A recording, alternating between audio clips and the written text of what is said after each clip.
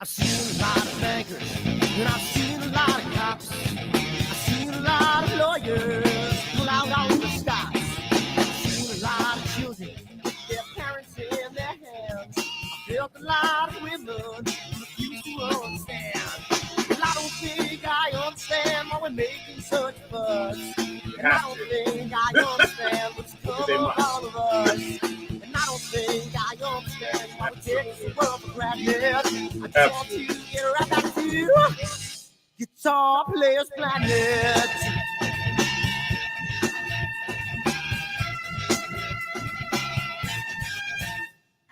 You see it in the papers, you read it every day.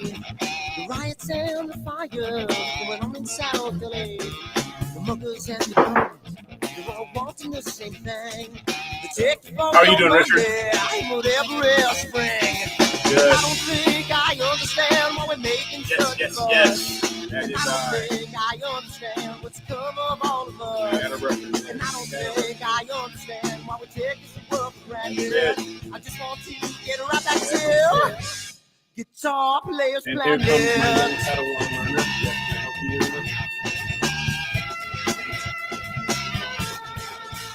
Take me.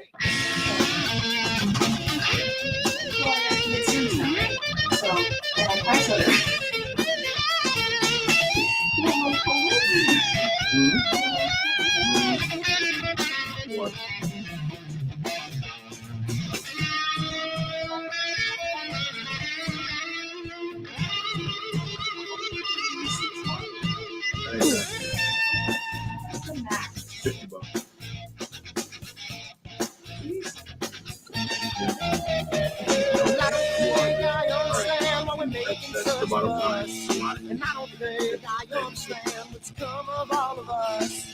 And I don't think I understand why we take this world for granted. I just want to get right back to Guitar Players Planet. Guitar Players Planet. Guitar Players Planet. Guitar Players Planet. Guitar Players Planet. Guitar Players Planet. Ryan.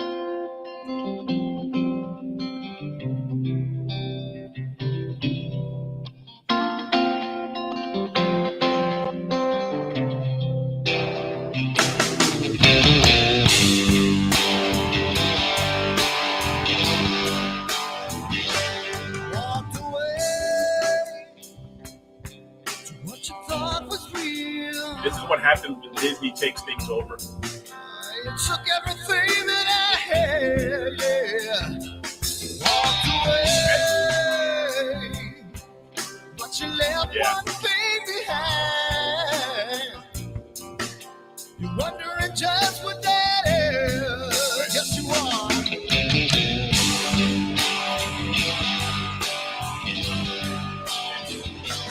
Well, the world stops spinning around, I'll be rocking. I kind of like them. When the world comes tumbling down, I'll be there. When the world starts spinning around, I'll be rocking.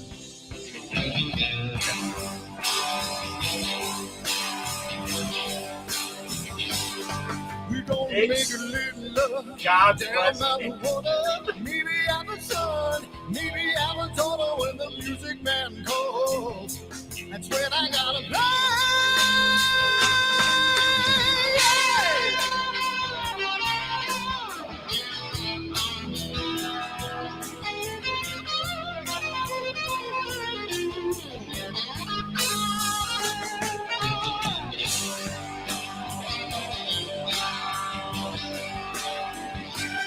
So I burn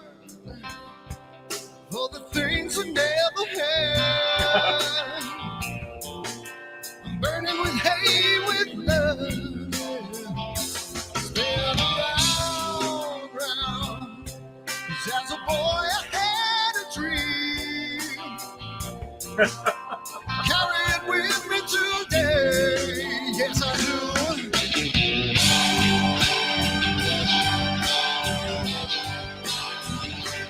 When the world stops spinning around, I'll be rocking.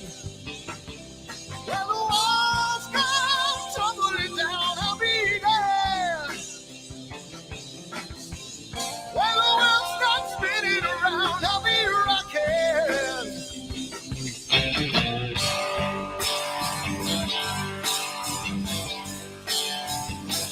When the world stops spinning around, I'll be rocking. When the world comes tumbling down, I'll be there. Hey, hey, hey, hey. When the world stops spinning around, I'll be rocking.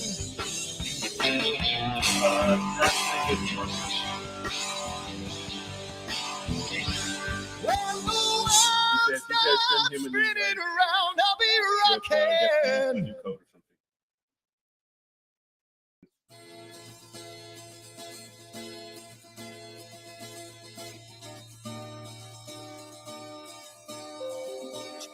I know I got something, from Chrome about email. Email. Yeah. Sunny skies, the smell of palm tree air. Looking back, I could never feel fair. The way the music has touched my soul. Yeah. The way that the south holds its control. But I've got a new way to choose. I'm gonna start running back to the lands of the new. Oh, na na na na na na.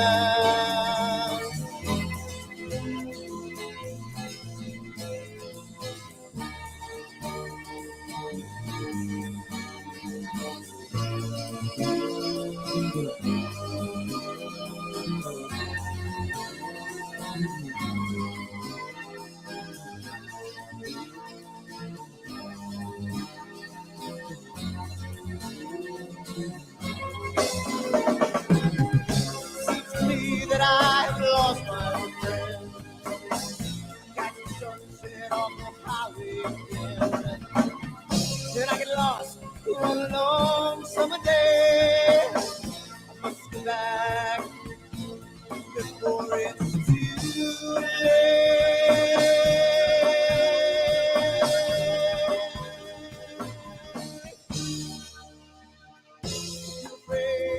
You're feeling alone. Time and space can never unfold. The holidays can ring in your fear. The ghost embrace can all let me tears. And I've got a new way to choose. I'm gonna start running back to lands of blue.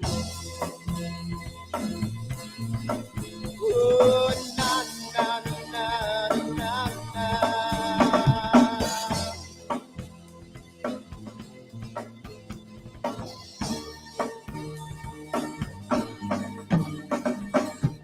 Sitting at the lake, I'm feeling confused, but I had my guitar, so I played this blues. But I'm afraid, what might be true, that I might never be back again.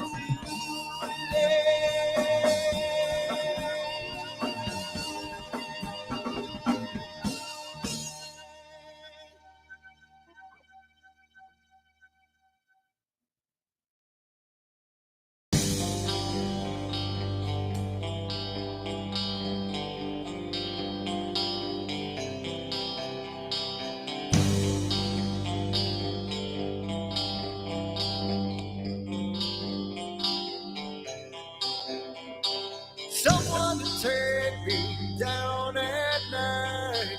Someone make my day. New revelation fills my soul. Oh, I can waste away. You distracting my attention. You're all that's on my mind. You not looking for perfection, but you're too hard to find. Now the first night is coming, and I know what to do. You know that nothing feels sweeter than someone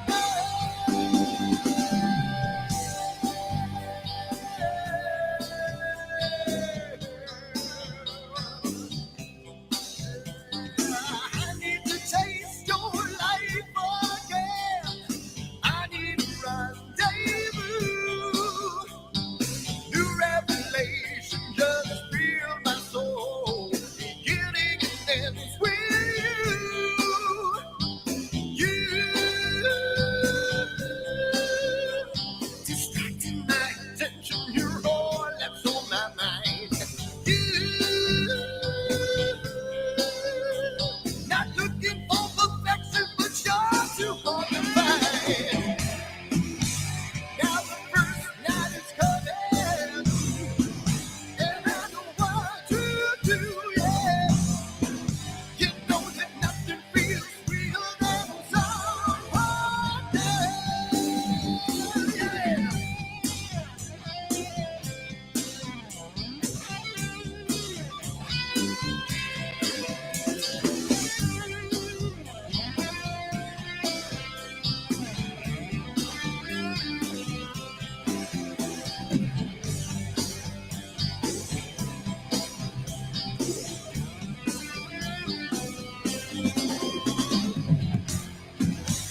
Now the first night is coming, and I know what to do, yeah.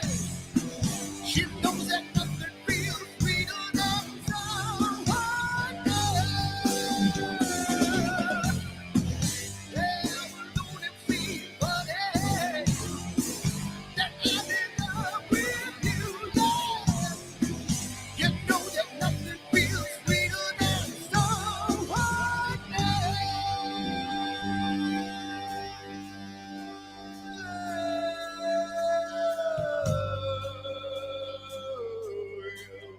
Yeah, yeah, yeah, you. Oh, you. Yeah, you.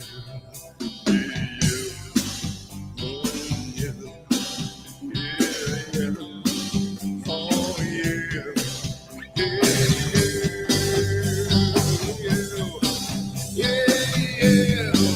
Oh, yeah.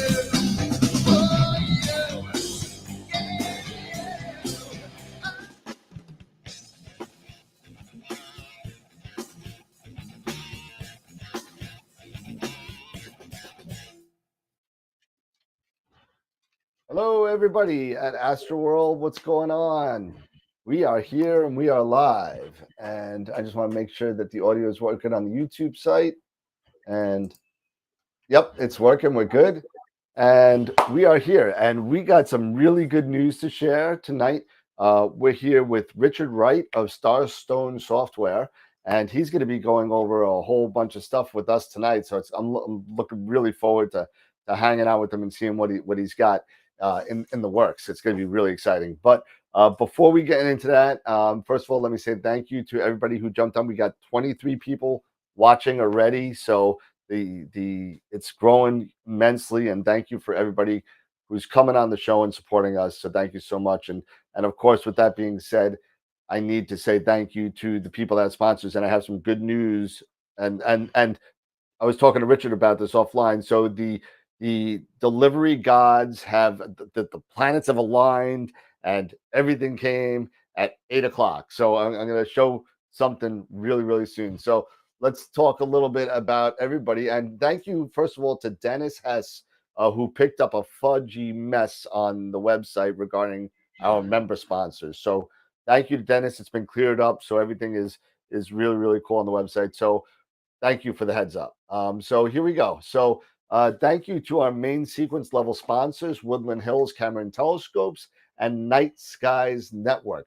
Tonight we are going to be giving away a $50 gift certificate to Woodland Hills tonight. So be around, stick around. You don't have to be here to win. I think we got 43 people on the wheel now for this one. So it's going to be fun to do that. So that's a $50 gift certificate to them. Let's see, where's the...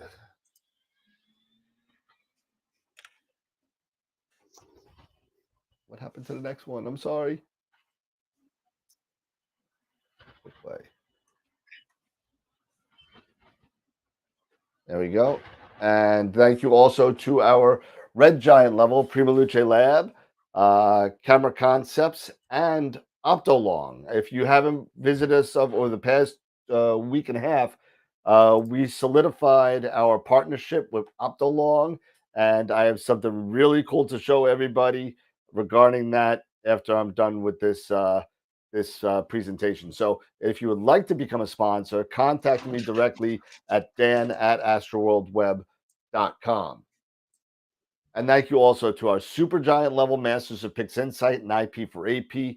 Every week, pretty much till the end of the year, we're either going to be giving away on Friday nights, we're going to be giving away either a Masters of PixInsight workshop free, or an IP for AP yearly subscription valued at over like $100. So get in there, get into the giveaways.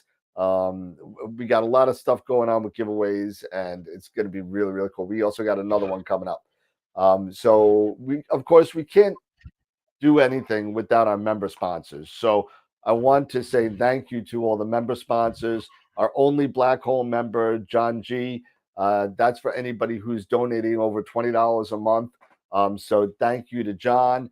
After that, we have our Red Giant member sponsors. Chris, Bob, Andres, Lydell, David, Rocky Mountain, Josh, Bob. Thank you. Those are the guys. And don't forget, and I got your shirts here. They're ready to go. I'm working on some other stuff to throw in the package. So they're on the way. Also, all of our main sequence members, and thank you for everybody has moved over to Patreon. Please, cancel if you want to do both. That's fine, but cancel the YouTube subscription. Go to the Patreon site. It's a lot better for the channel, and it's a lot nicer to kind of do everything there. And to our Protostar members, Kieran's Corner and Greg Meyer again. Thank you, everybody, for all our member sponsors. We appreciate all the support. So tonight, as you know, we have Richard Wright from Starstone Software. On May 13th coming up, we got Eric Coles from the Astro Imaging channel, which is going to be really cool. He's going to be going over some of his processes. He's another astrophotographer as well. So he's going to go, he has some, go check it out. If you haven't checked it out, AstroBin, check out Eric Coles' images. Really, really good. My buddy Maxi is going to be coming on. He's an astrophotographer from Argentina, and he's going to be showing us some stuff in the southern sky. So that's going to be kind of cool. And then Chris Woodhouse is going to be doing a taped show on May 21st. We're going to show that on May 25th. And he's the author of Capturing the Universe. If you're following him on Facebook, you could see all the advertisements. I believe it's 20% off for his book. So go check that out. And again, if you want to join us on others, so join our Discord channel. Our Discord channel is growing. We have over 50 people on it. Go join it. There's a lot of cool people. If you ever have any questions about anything, just throw them out there. The odds are someone will answer you. So, and we're also on Twitch, Facebook, Twitter, and Instagram. So thank you, everybody, for watching. And that being said, let me get back to the 5 up. Where's the 5 up? There we go. And there we go. And we are back. And I think I'm getting good with this. I got this down to like the 7 minutes. I'm done with the whole beginning. So Dan, if I can make a suggestion, you might want to make a shout out to Thomas Bramwell about what's coming up with Tom and Primalucci. Buy Primalucci gear from Woodland Hills when you bring that up. No. What's Primalucci going to do for a viewer member? You haven't mentioned that. You should mention that. What, the Eagle? Yes. Oh Forgot to yeah, mention it. well, you know what? I'm so used to everybody being online. That's like on every week. So you're exactly right. We should say that. So with make sure you get involved with all of the giveaways. You have to sign up for each one individually, okay? Because a lot of people wanted to win one and not the other. So, but what Prima Luce has given us is a custom Eagle 4 Pro. Custom Eagle 4 Pro. It's total. It's made only. It's only going to be 2 in the world. One is given to us, and the other one's Tom keeping for himself, right? Tom, you can say that in the chat. He's keeping that for himself. But it's Wi-Fi 6. It's a Samsung Pro 2 terabyte. Was it the 980? The 980 Pro. You can correct me if I'm wrong, Tom. 32 gig of RAM, and it's all Windows. I think it's. We're not sure about Windows 11 yet. Not sure about it yet. Answer that in the Tom. I see you in the chat. You could answer that in the chat. But it might be Windows 11, probably Windows 10, but it's going to be matte black. For those of you guys that know Eagle, all the Eagles are red, but he's making this black. And Tom, since you're in the chat, I want to know if there's a way maybe we can get a little AstroWorld logo on there. I don't know. Maybe we could do a little something like that. I don't know. Maybe put the AstroWorld website in there. I don't know. Whatever. You know. Whoa. I thought it was 32. It's not. It's 64. It's 64 gig. No, it's 32. He told me. Did he push it up? No. I'm looking at it right now. Oh, he pushed it up to 64. He told me it was only going to be 32. It's 64 gig of RAM, so he maxed it out. So and Win 11 Pro. Windows 11 Pro. So it's going to be called, and I'm going to butcher the name because it's Italian. Because I'm not Italian. Even prior, contrary to popular belief, I am not Italian. I'm not Italian, but it's going to be called the Eagle Eclipse, which is the Italian word for eclipse, black, the eclipse, blah, blah, blah. So it's going to be really, really cool. So it's going to be awesome. So go to the website and sign up. We have over 50 people on that giveaway. Sign up for those giveaways. Boom. Mic drop. That's all I'm saying. Way to go, Tom. Thank you, Tom. You're the man. That's awesome, man. And also, one of our giveaways, actually, the next 6 giveaways from this company. Here you go. I just got this in the mail today from our latest sponsor.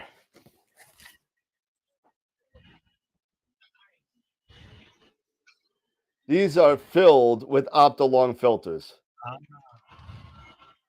Okay. So including the 3 nanometer 2-inch SHO set, L Pro, L Extreme, L Enhance, a planetary set, which includes 5 filters, and a 2-inch LRGB CCD set, which is going to go out. So thank you to Optolong. You guys, and I got to say thank you to Stella Song and Jessica Hahn, who are my contacts over there. So thank you for them. Thank you. Whew. All right. So I went over a little bit. So we're here. Al, you're absolutely right. You better start signing up for these things. You guys, all of you guys, start signing up for these things. And also, don't forget to share the show, share what we're trying to do here. Sharing is caring, caring is sharing. We really appreciate the support. And don't forget, also visit astroworldweb.com, for all of this stuff, as well as don't forget, go to our AstroWorld store, on that spot that's going through Redbubble. And don't forget, now Dan mentioned it before, 10% of all, which is 10% of the quarterly proceeds, will be going to a random astronomy club throughout the world to help them out, which is, I find that's awesome.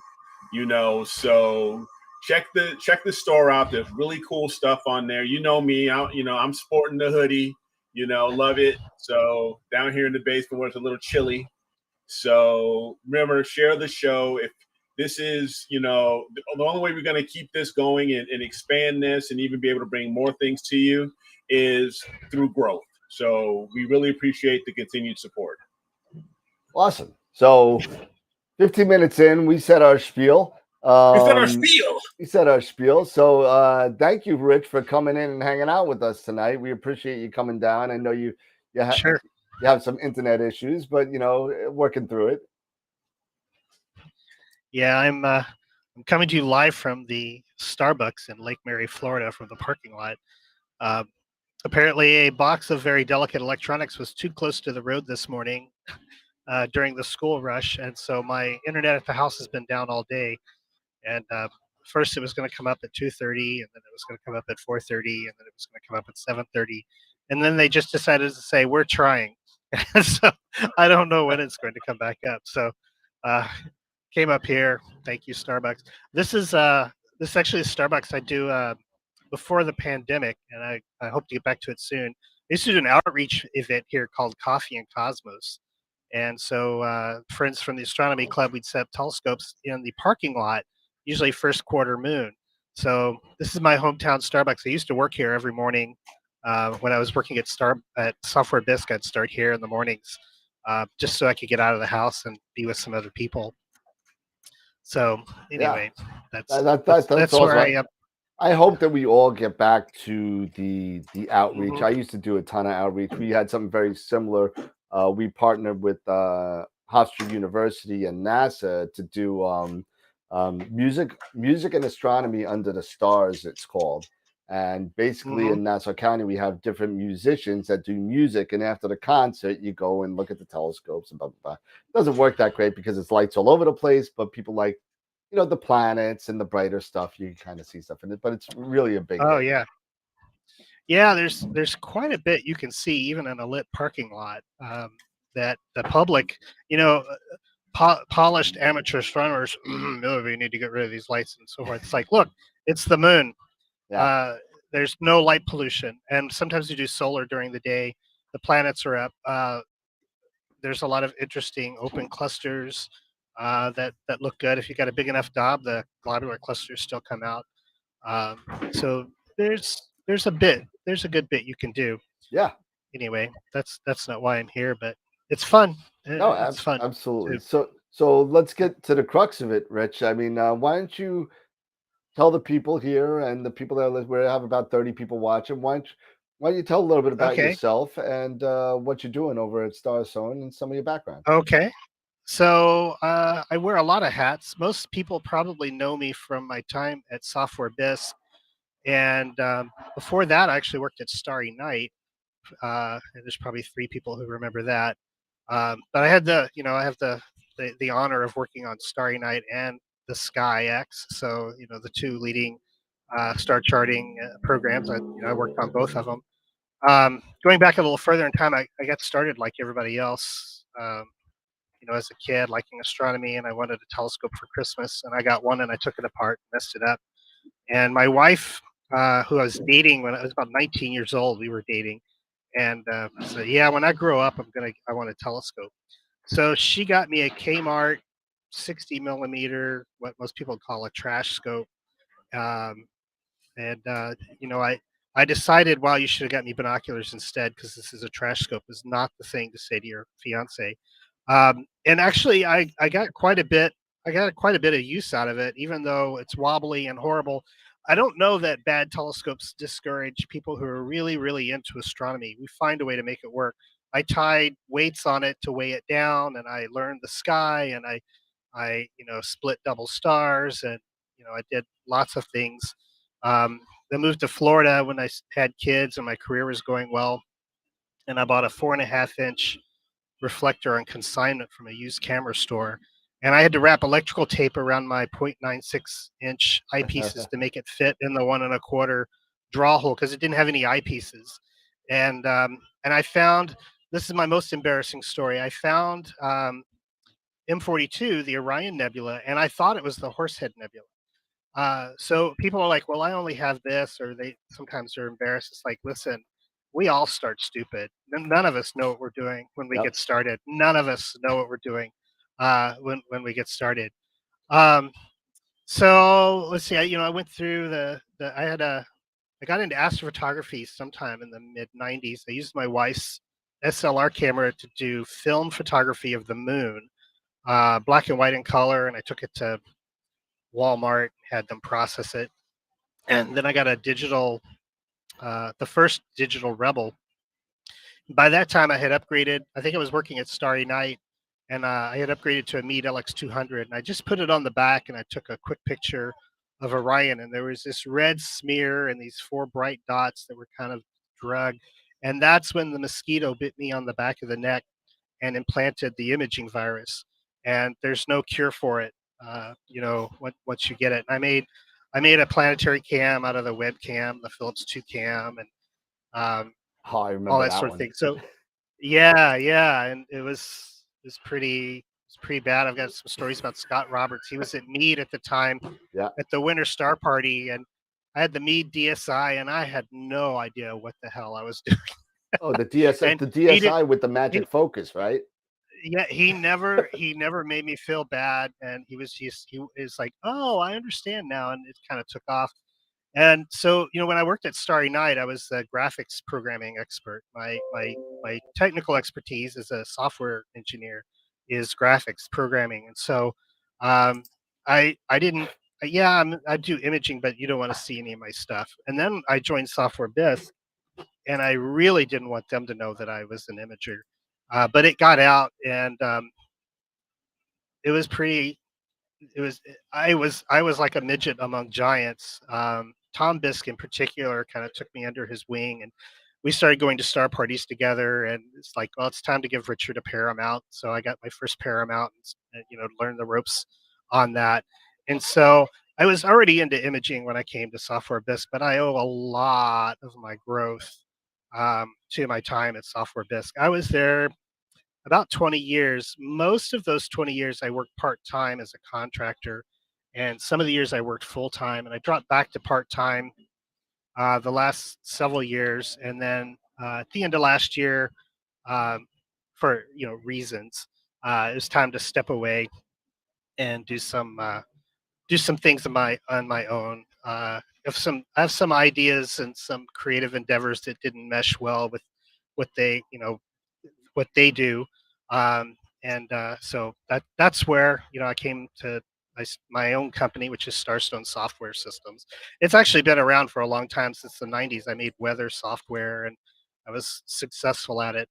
Um, but I'm not doing that full time. I went back into my core competency is graphics programming.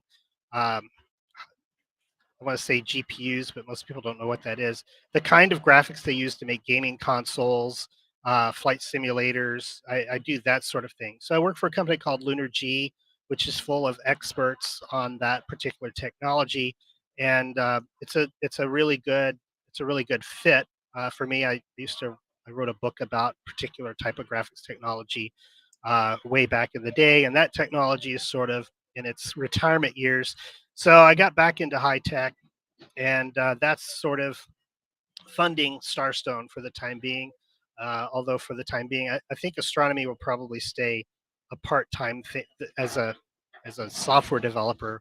Will stay part-time until I retire from Lunar G, and then I'll do it full-time. And I don't ever want to retire. I'm a creative person, and for me, writing software is a creative endeavor, and I would just die if I don't do something creative. So I'll keep working until I'm too old to work. Until Mother Nature says, "Yeah, it's time for you to not work anymore, and just drool and watch TV until you die." I'm gonna work. I'm gonna work probably up until that time. Hopefully, it'll be very long in the future.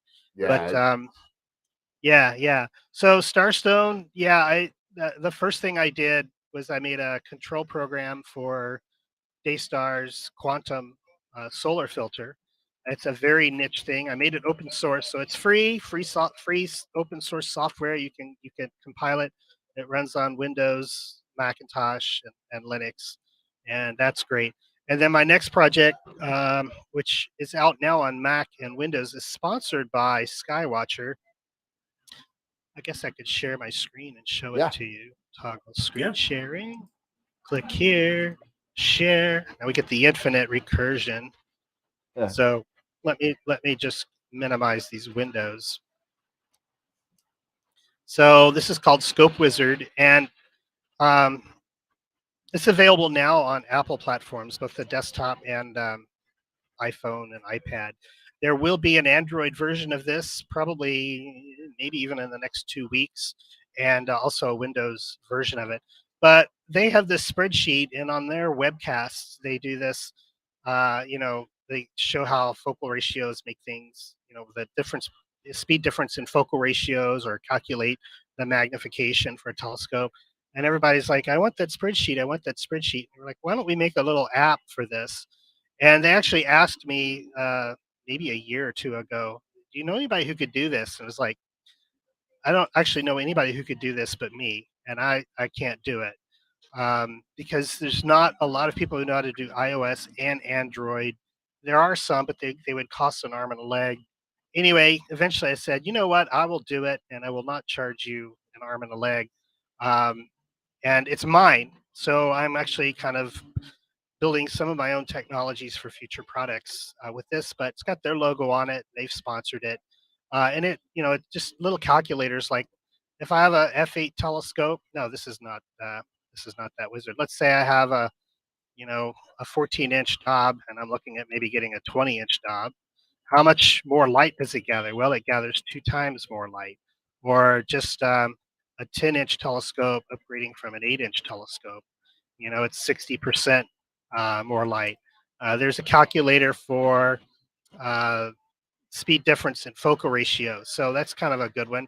If you've got a Schmidt-Cassegrain running at f10 and you want to use a f7 focal reducer, that's a 2x improvement in photographic speed. That means it's almost like doubling your exposure time. The light is being concentrated more. This isn't going to be a talk about how focal ratios work. Actually, the next issue of Sky and Telescope will have an article about that. I forgot to mention, I am also an editor, contributing editor at Sky and Telescope. There's a series of blogs on the website. I did a monthly blog for them for 5 years called Imaging Foundations. They're all beginner astrophotography blogs. So there's 5 years worth of monthly blogs on beginner astrophotography topics. And I started with, weather, the difference between seeing and transparency, and I talk about pixel scale and shooting comets and all sorts of things, and focal ratio. We discontinued the monthly blog online, but I'm writing a lot more frequently for the magazine now. They have a beginner's column called First Exposure, and there's a couple of authors that they rotate through, and I'm one of those authors. So I write for the First Exposure column on a regular basis. In fact, there's one coming out on focal ratio in the next issue, and I also I'm still doing product reviews and things. So yeah, I'm a senior engineer at a high tech company, but I still work, for Sky and Telescope part-time, and I'm still doing software development with a doodad like this. Each project I do is going to be a little more aggressive. I have my first for sale product should be out by the end of the year. I have 2 of them. I can't decide which one I want to spend the most time on to make sure I get it finished by the Christmas time frame. But anyway, back to Scope Wizard. It's just a handy little calculator. It's got a built-in metric converter. So 8 inches is how many millimeters. You can calculate focal ratio. And I know some of your viewers can probably do this in their head, but it's a nice, say how much light does my secondary obstruction, an 8-inch scope with a 1-inch secondary, you're losing, 12.5% of the light. So these are just handy little things. Same thing for cameras. You can calculate your pixel size and your field of view. We have a whole bunch of cameras. Skywatcher actually helped me put this list together. So you can pick from different cameras or type in your own cameras, pick some telescopes, AP, Celestron, all the popular scope models are there. But you can also just put in your own values, 2000 millimeters for my Meade LX200, and now what your pixel scale is going to be. Same thing for magnification.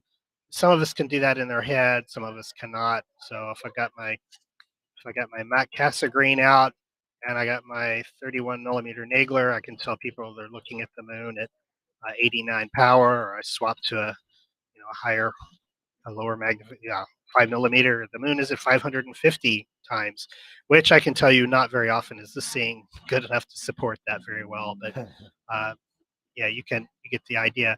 So yeah, my specialty, at Lunar G, and really at Lunar G, and actually before I got into the astronomy industry, was both cross-platform. No, it wasn't. It was graphics programming. I was an expert on something called OpenGL, and I still do OpenGL and something called Vulkan. And I'm only telling you that for the 3 people in your audience who know what any of that means. But those are the technologies. When I worked at Starry Night, I was the Windows guy, and they were a Mac shop, and the Windows was just like, oh gosh, Windows. We need to get somebody who understands Windows. So they hired me, and they gave me a Mac. And I remember Ted Leckie at lunch one day. Because I would fly up to Canada regularly because I worked from here still then. And he's like, yeah, I'm starting to like the Mac. I don't know. And he just goes, why would you want to use Windows? Why would you want to use? It's just very animated with his hands in the air. Why would you even want to use Windows? It's like, calm down, calm down. It's all right. But over time, I sort of became that way too. I really like the Mac, and I started doing Linux as well on my side on the side, and then I brought that into Software Bisque. Software Bisque was a Windows shop when I started there, and the first project I worked on was Seeker, which is a 3D solar system simulator. Because well, that's what I did. I did like game engine sort of things, and so you could fly all around the solar system. And the second demo, I flew to Golden. I said, okay, so here it is, and I showed it to them on a Macintosh. And they're like, what? That runs on a Mac and on Windows? Yes. How did you do that? I will show you. And so we started, I basically brought them to the Mac platform. And then the Sky X originally stood for cross-platform, because it was the Sky for Windows and on the Macintosh. They used to have a Mac version of the Sky. And the guy who worked for them that did it ended up working for Apple. So he took a job at Apple. The tech industry pays a lot better than the astronomy industry, unfortunately, and we have families and retirements to consider. But when he left, they didn't have any Apple expertise. So I came in, and it was many years later. The Apple had come a long way, and I brought Apple back to Software Bisque, and I also instigated the Linux conversion. The first Sky running on Linux was actually on a Raspberry Pi, and I just did it on a whim. And one thing led to the next, and now we have the Sky on Linux, and we have the Sky on the Fusion is actually a Linux machine as well. Now I've left Software Bisque, so what happened the last time is probably not going to happen this time. Daniel does Linux builds and has a Macintosh. Actually, he got a Macintosh like back in the secret days. So I am not the only one at Software Bisque who understands Macs and Linux anymore. So I didn't leave him in too big of a lurch. Hey, Rich. Yeah. Yes. Yeah. Can you turn off your screen share, because everyone's just seeing your desktop? Oh, sure. I forgot about that. There you go. Yeah, my desktop is not that interesting. No, not a problem. So, yeah. But yeah. So you got some comments on here on what a great app that is. You got Tom Bramwell from Prima Luce. And it's free. Yeah, it's free. There you go. Yeah. And it's free. Yeah. And he said, I left Apple after 21 years to work in the astronomy industry. I must be broken. He did it backwards. Yeah. But he retired. Am I correct? Did he retire from Apple? I believe this is. He could respond on the app, but I mean, I think he just started a new career and decided to leave. I'm sure he had enough time to retire, but he's too young to retire. He's not going anywhere. So but he's like, yeah, you could call it that. So yeah. So Josh, no.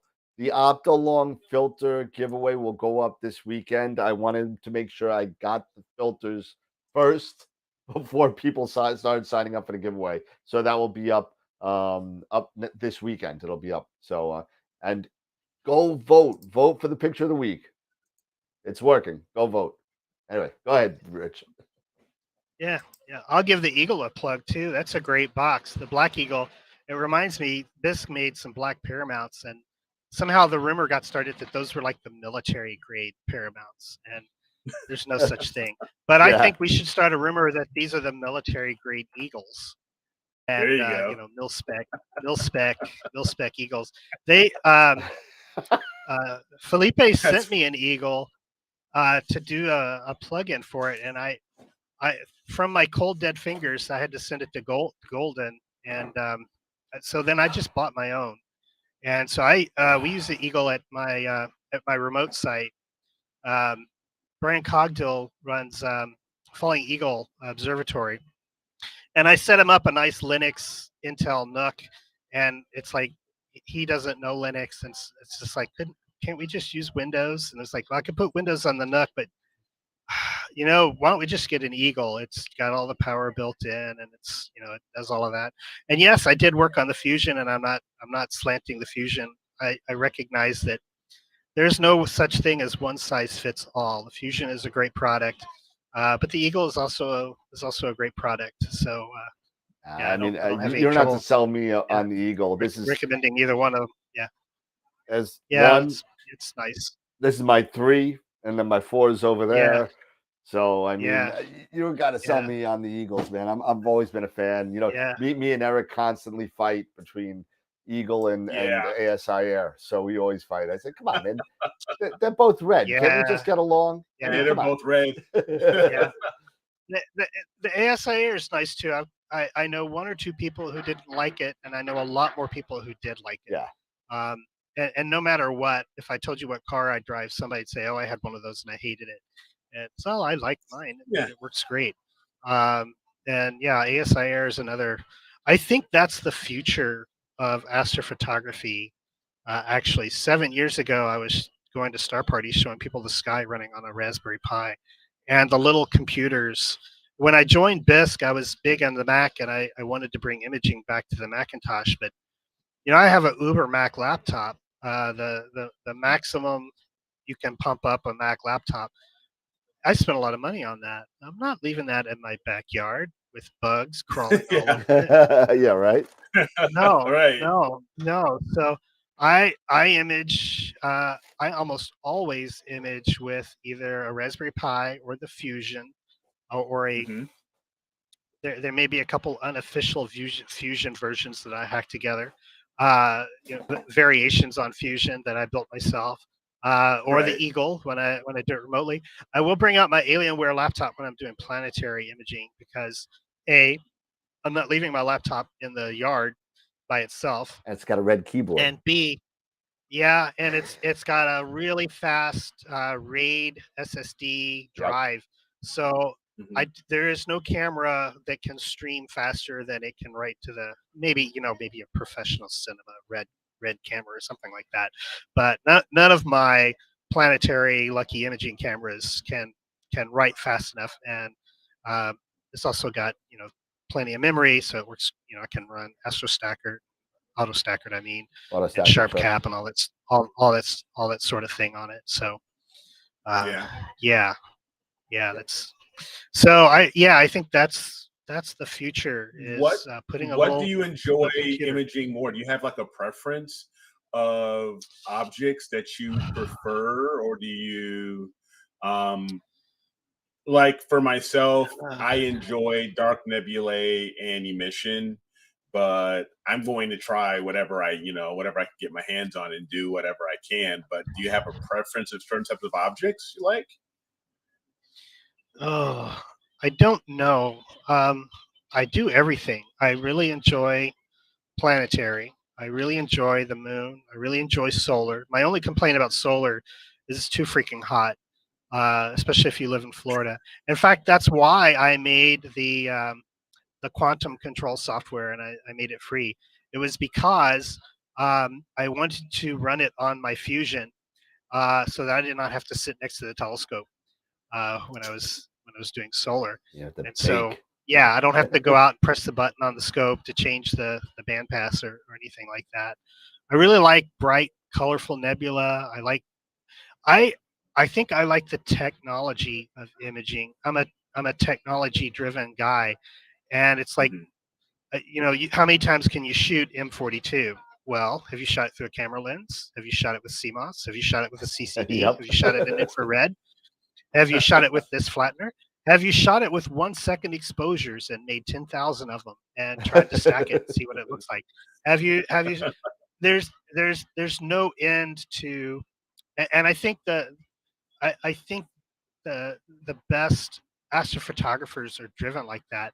It's like as soon as you get good at it, it's like, nope, now I've plateaued. Change I need to it make up. it hard on myself again. We got to change it up again. And I know people who just make things harder on themselves. But a lot of people, it'll be like, okay, what do I have to do to take this to the next level? Or what can I do to get the same results but with less work? That sort of thing. Yeah, and So that's a really good point, because that's one of the things why AstroWorld was started. And it was because of those, those stumbling blocks and those mistakes and the things that people do that are just, you just don't know where to turn. You don't know what to do. You don't know who to talk to. Astrophotography is a very niche kind of community. And you may not have an astrophotographer in your hometown. You may not have somebody to talk to. And now with the media that's out there, the way we could get the knowledge out there to everybody, it just made it a perfect idea to just kind of say, hey, you got a question? We're on 2 nights a week, and you can come ask us. And if we don't know, we'll call Rich. Astrophotography, it's a niche thing, not for long. I think astrophotography is going mainstream. You've got products like the Stellina and the Unistellar. So I was on a work trip to Hawaii last week, and there's a guy not on the beach, but like at the resort, doing stars above Hawaii. This is outside a resort. There's all these lights and everything, and he's got a Unistellar sitting there, and I'm like, oh, I know I've heard lots about these, but I've never got to see one in action. And it was basically live stacking on an iPad while people were queuing up to look through the other telescope at clusters and things. And like I said, 20 years ago, I'd have killed for an image like that. To get the images that produces. And that technology is only going to get better and better. And it's going to make it a lot easier for people to get into astrophotography. Right now, there's a huge, there's a huge learning curve, and there's a huge technology hurdle, but those are going to go away. It's going to go mainstream, and people like me who can't change are going to go, young whippersnappers that they don't appreciate. But it's like, first there were dark rooms, and you put all this work into custom developing of film, and now we have digital workshops, and you put all this work into digital developing. But the digital developing can be done by a computer and AI and machine learning, and we're at the very beginning of that revolution. And it's going to be, the day is coming, I promise, maybe because I'm going to try to make it happen myself. The day's coming where people are going to show up, put their phone on an eyepiece, and it's just going to, give them a really amazing image of what they're looking at. One of the things I told, this is something I could get in trouble for, but maybe not. It might make somebody mad. I told Steve Bisk about 3 or 4 years ago. I said, the day's coming where long unguided exposures is no longer going to be a competitive advantage. And that's a warpath I've been on. The last few talks I've given at star parties and such has been, guiding needs to die. We don't need 5-minute, 10-minute exposures anymore. Guiding was invented when we were still using film. And the CMOS revolution is over. Sorry, the CCD people can stand down. It's over. The latest crop of here he goes to get it. grade CMOS cameras are better than the latest crop of commercial consumer CCD cameras. You can find a better CCD Yes, but at what cost? Yeah. For what people can do today with a camera under $2,000 with a CMOS is way better than what anybody can do today with a CCD camera at maybe 2 or 3 times that cost. I know because I've tried it. I have one of the best CCD cameras. One of the last best CCD cameras. Well, a couple of them, and I've also got a couple of the new CMOS. And the new CMOS. I'm not talking about a 5-year-old $300 camera from ZWO, but the latest CMOS, even from ZWO, I wasn't slashing them, but the latest, the 455 is amazing. It's amazing. It's linear enough. It has no amp glow to speak of. It calibrates just fine on flats. All 2-3 years ago at the Winter Star Party, I gave a talk about how CMOS was catching up with CMOS. And the last picture was a rear view mirror, and I had pasted in a little ZWO CMOS camera. It's like it's catching up with you. And it's got the text: objects in mirror are closer than they appear. Right? It's like it's almost there. I can't give that talk again. I can never give that talk again ever because CMOS is no longer catching up. It's lapped CCDs. Yeah, I know. The 2 new moons ago, I tried my darndest. I had a couple of streaks of perfect weather. I took lots and lots of short CCD exposures and lots of short CMOS exposures. And the CMOS, the 455, destroyed my grade 1 CCD camera. Just destroyed it. The magic of stacking is, I see these kinds of posts all the time. What's the difference between a 10-minute exposure and 10 1-minute exposures? What's the limit of how short the exposures can be? The limit is based on nothing but the read and pattern noise from the camera. So the lower the read and the pattern noise is on the camera, the shorter those effective exposures can get. That counts for narrowband too. I don't care if you're doing sulfur, all right, on a region that has almost no sulfur. If the read noise and the pattern noise was short enough, you could do 10 hours of 1-second exposures and get just as good the data as you could with 10 hours of 1-hour exposures. Now, are the camera read noise and pattern noise effectively zero? No, not yet. But the new CMOS cameras, they are much lower than the CCD, and you can get away with really, really short exposures, even on targets that aren't that bright. And the day will come, because those numbers keep getting smaller, where they're going to be effectively negligible. The read noise is already under electron with some cameras. The pattern noise, I think the pattern noise was even read noise went down real fast with CMOS, but pattern noise was horrible. And that was one of my last holdouts as the crotchety old CCD guys. Like, well, the CCD still has better, because the pattern noise on the CMOS was so bad. But that's well controlled now. I can't say that any longer. And so, with pattern noise and read noise plummeting, QE is getting higher and higher every generation of chips. There's no the effective limit goes down. So what are we going to do? Software is going to need to adapt to where we stack a whole bunch of really short images. Maybe you don't save all of them, because who's got a hard drive that can save 12,000 1-second images?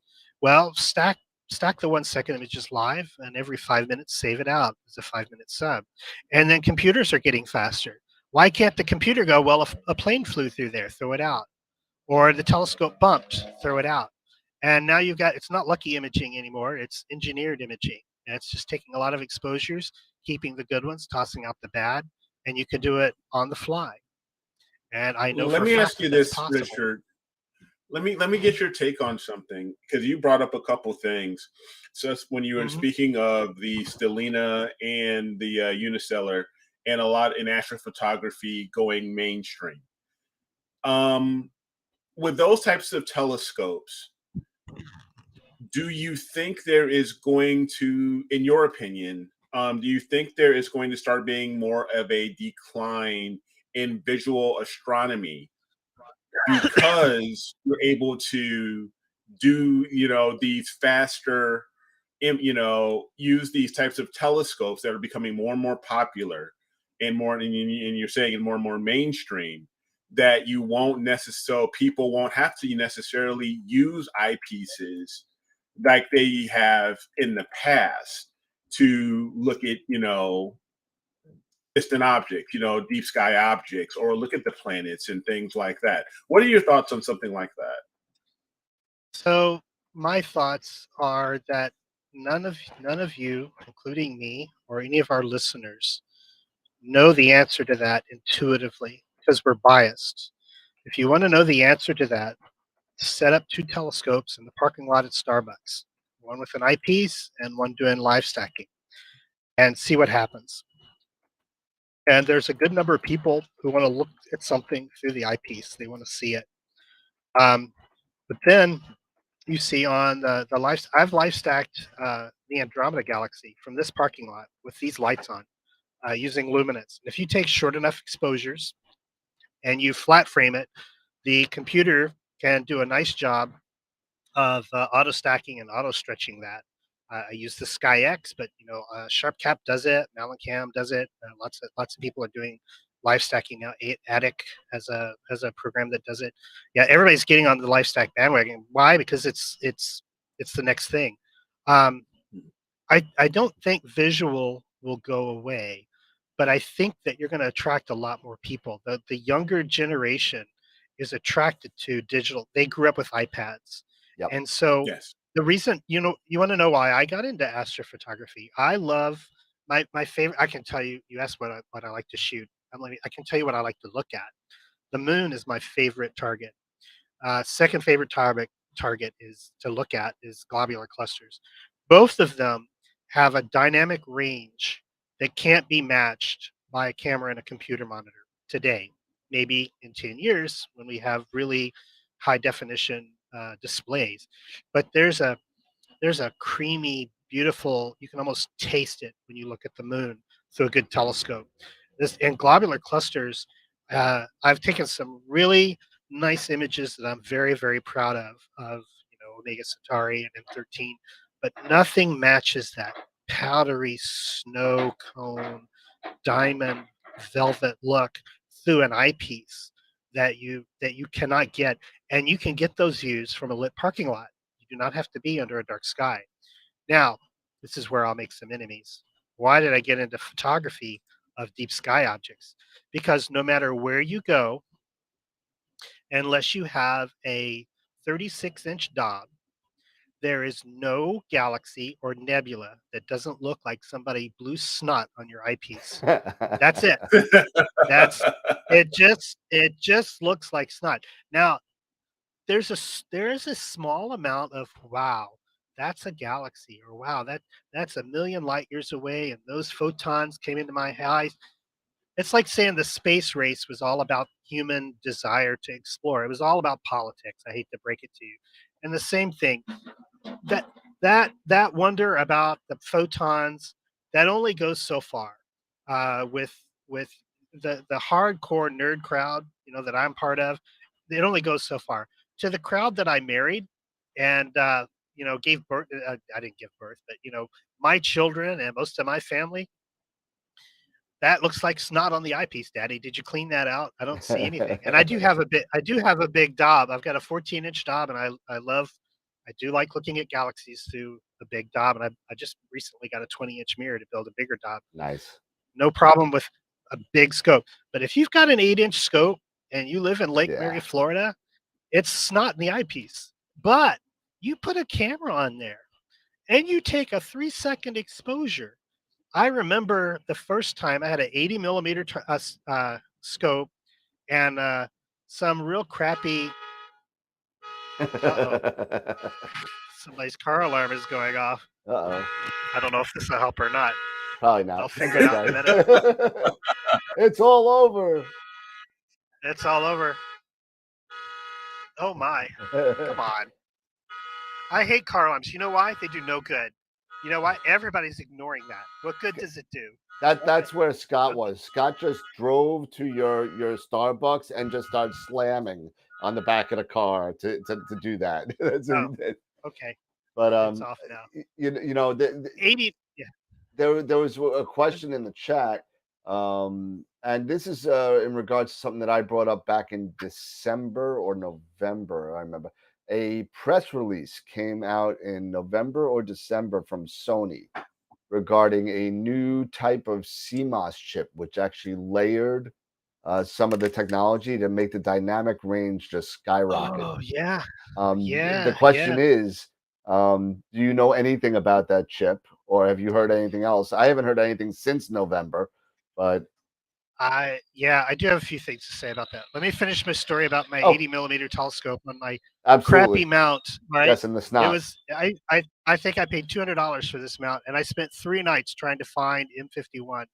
And when I finally got it on M51, it was this horrible blur, but I could see spiral arms and a little nub. And I literally was jumping up and down in the backyard at this, yelling, I got it. After 3 nights, Yep. you'd think you could get it. Pre-Paramount days, right? When you could just punch it in. Mhm. But it's like, I got it. And it looked like a galaxy. It did not look like snot on my eyepiece. It looked like a galaxy. Anyway, back to the future. Just keeps getting better and better. I can't be the old grumpy man about CCD anymore. The other thing I can't be grumpy man about anymore is one-shot color versus mono.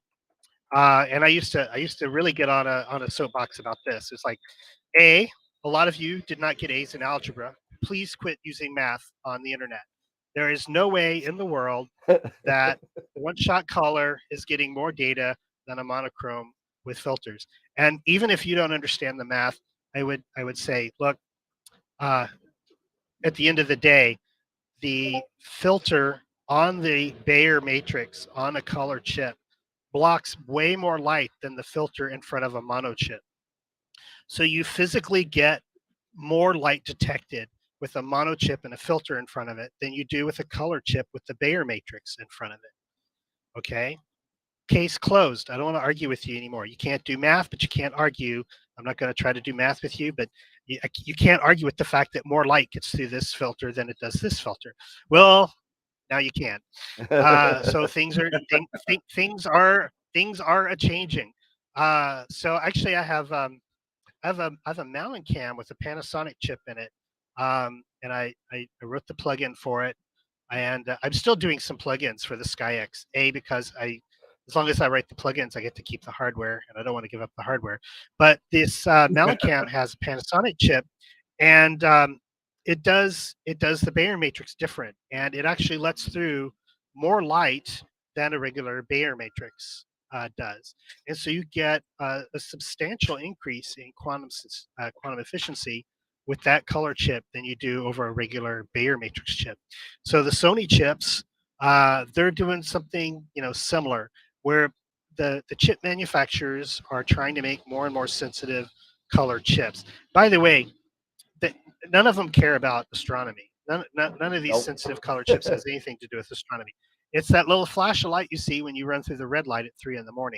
That's what people are caring about. It's security cameras. Yep. It's the cameras that are taking pictures of your license plate. It's that market, and the cell phone market. Being able to take pictures in low light is a competitive advantage. Look at the commercials where they're going, look, you can take a picture of the galaxy with the galaxy, right? So those markets are huge, humongous. And as astrophotography, we literally are taking crumbs from that market. But all that said, there's a lot of motivation to make more and more sensitive color chips as well as monochrome chips. And so we're seeing that. And we're kind of on the front edge of that now. I still have if you've got a color camera or you're shooting mono, I wouldn't run out and buy a color camera because I said that. But I would say, and none of this is going to happen, by Christmas. We're talking about, these things take years to fully get ingrained in the market and everything. But 5 years from now, probably most CMOS, one-shot color cameras are going to be as sensitive or more than any mono combination that you can put together today with filters. I do still like mono Mono still has its advantages. I like to shoot HA03 sulfur. I like to do the narrowband, and I like to shoot luminance. I think luminance images, that's actually in a light polluted area. I think a lot of people should get to shooting luminance in light pollution instead of color. It's the big challenge with light pollution is getting the color to work. But you can shoot luminance in a light polluted sky, and with very little processing, get a very nice image of a galaxy, nebula, etc. Just don't take real long exposures. Just take more of them so that you have enough to beat down the shot noise and that from the sky. But yeah, color cameras are there's already color cameras on the market that are as sensitive as a monochrome, and that's only going to get more in time. Yeah, it's gonna be crazy. You know, I was showcasing my CCD camera before, and I have two of them. I got the STF 8300 monochrome. I have that. I love the camera. It's great, but it's been on cloudy nights for 2 years, and I can't get rid of it. Even with Astrodon filters and the narrowband set with an FW8, I can't get rid of it.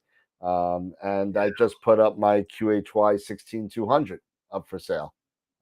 Because I got lucky. A friend of mine hooked me up with a QHY 268, and it's just awesome. I mean, it's a great camera. No, you know, it's at the very least, just the download speeds itself saves me probably about 30 images a night, because, you know, at 21-second download speed for the CCD to a 3-second download with the QHY.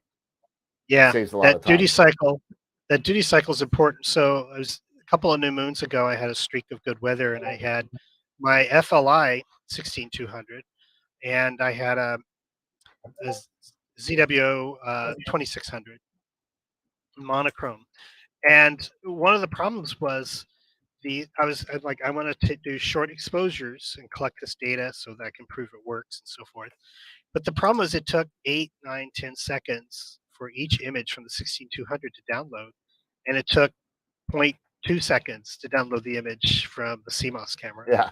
And so there's duty cycle. If you shoot for 30 minutes, you know, you can have 28 minutes worth of data, or you can have 12 minutes worth of data. Yeah. It's like, no, I can't wait that long for the download. I have a QSI 8300, and I loved that camera. And I bought the filters myself, and I've got 3 nanometer Astrodon filters and everything. And I took it out and I put it on a camera lens, and I'm like, I'm going to do this one target. I haven't used it in a while. I need to use it. And I used it one night, and I looked at the data, and it's like, I'm never going to use this camera again, ever. Yeah. I took the Astrodon filters out, put them in a ZWO filter well, and I put it on other cameras. So I think the last truly competitive CCD is the Sony 694. Yeah. I still have a Trius 694, and it has really high QE. It's the Pro version from Starlight Express. It has really high QE. It also reads out really fast. So high QE reads out really fast, low read noise. It's probably the last. And the only thing about it is it's small, right? It's not even APS-C size, so it's a small sensor, but it does as well as, you know, some of the good CMOS does now. The 16200, it's such a great CCD, but it is. You have to take you have to take long exposures with it. Yep. It can't compete because of the download time, and the read noise is slightly higher. It's a very clean. I'm not ready to sell my 16200, or well, I can't sell it, but I'm not ready to get rid of it. But you know what? Not everybody, of course, not everybody's got the luxury going, well, I want to shoot this target. Well, what do I want? I love how, you know, I can pair telescopes and telescopes, like telescopes and cameras, like pairing wine with the chicken. You know, I'm shooting Andromeda tonight. That'll go well with the Astrophysics Stowaway and the QHY 128. I think I'll put the Optolong narrowband in there too to increase. You know, it's. Yeah, everybody can't live like that. I know I'm spoiled, but so a friend of mine has a 16200. We were talking about it, and I was showing him the results of my own 16200, and I'm like, He's like, I should sell it then. I'm like, no, don't sell it. It's a great CCD. If you have an 8300, it's too late to sell. Yeah. Sorry. I know. Dude, I It's too put that late. up 2 years It's too ago late with the to get rid of an FW8 8300. and the filters for 2500. Everything. No, I lowered it to that- 2. I lowered it to 15. Now it's down to 1,000 with the filters. You Now, can't give it away. I can't. scavenge the filters. That's what I'm the gonna do. best advice I'm gonna, I've you know, they're scavenge- Astrodon filters and The out the filters long just go 7s great. and 6.5s. So Yeah. And, you know, QSI, I think they actually had the best 8300 on the market. I had a chance to compare it to an FLI 8300 and an Nice. Attic 8300, and they had the best read noise. The 8300 was such a noisy chip, but they had probably the best read noise of anybody. Of course, the downloads were really slow. Again, duty cycle. You know, it's if you want to take a lot of short exposures, which is what I do now. I've never guided. I haven't guided in, you know, on purpose in a long time. Even with the Paramount. Well, you can go a long time with the Paramount. Yeah. I still only go 2 or 3 minutes, and 2 or 3 minutes actually on the 16200. I've gotten you're going to get excellent results from that. Don't try to do 20 seconds with a 16200 and compare it to a CMOS. But if you can still shoot 2 or 3 minutes on your mount, then go for it. I just find guiding to be too much trouble too. It's another.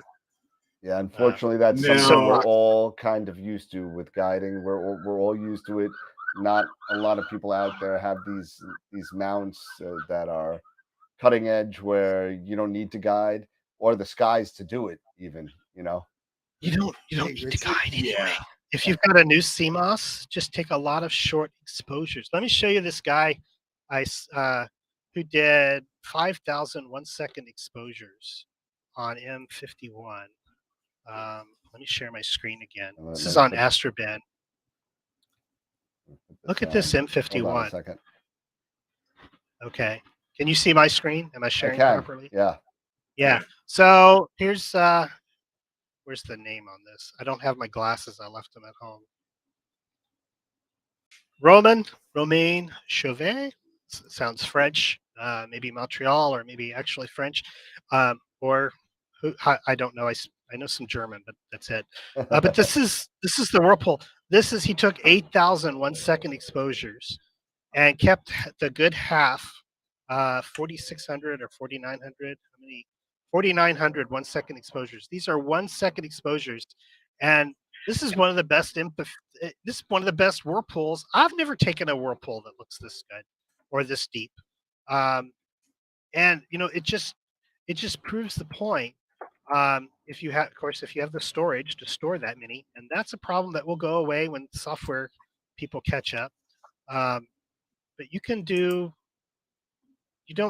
You probably don't need to guide. Almost anybody doing LRGB or one-shot color can probably get enough data. To be honest, even though I've got a Paramount, if I set it up in the field, I go, okay, how long can I go? If I can only go 2 minutes after a T-point run before the stars trail, I just shoot 2 minutes. Just shoot more exposures and save them and stack all the extra data. Because once you're over the camera read noise and pattern noise, 100 1-minute exposures is the same as 10 10-minute exposures.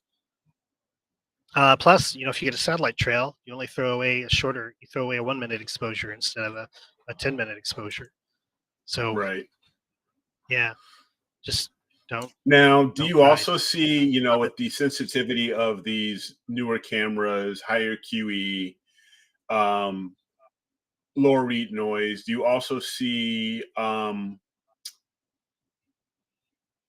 as far as not needing to take as much time on on targets, you know, unless you really want to, you know, because there's always a talk about you need more data. There's always talk about you need more data.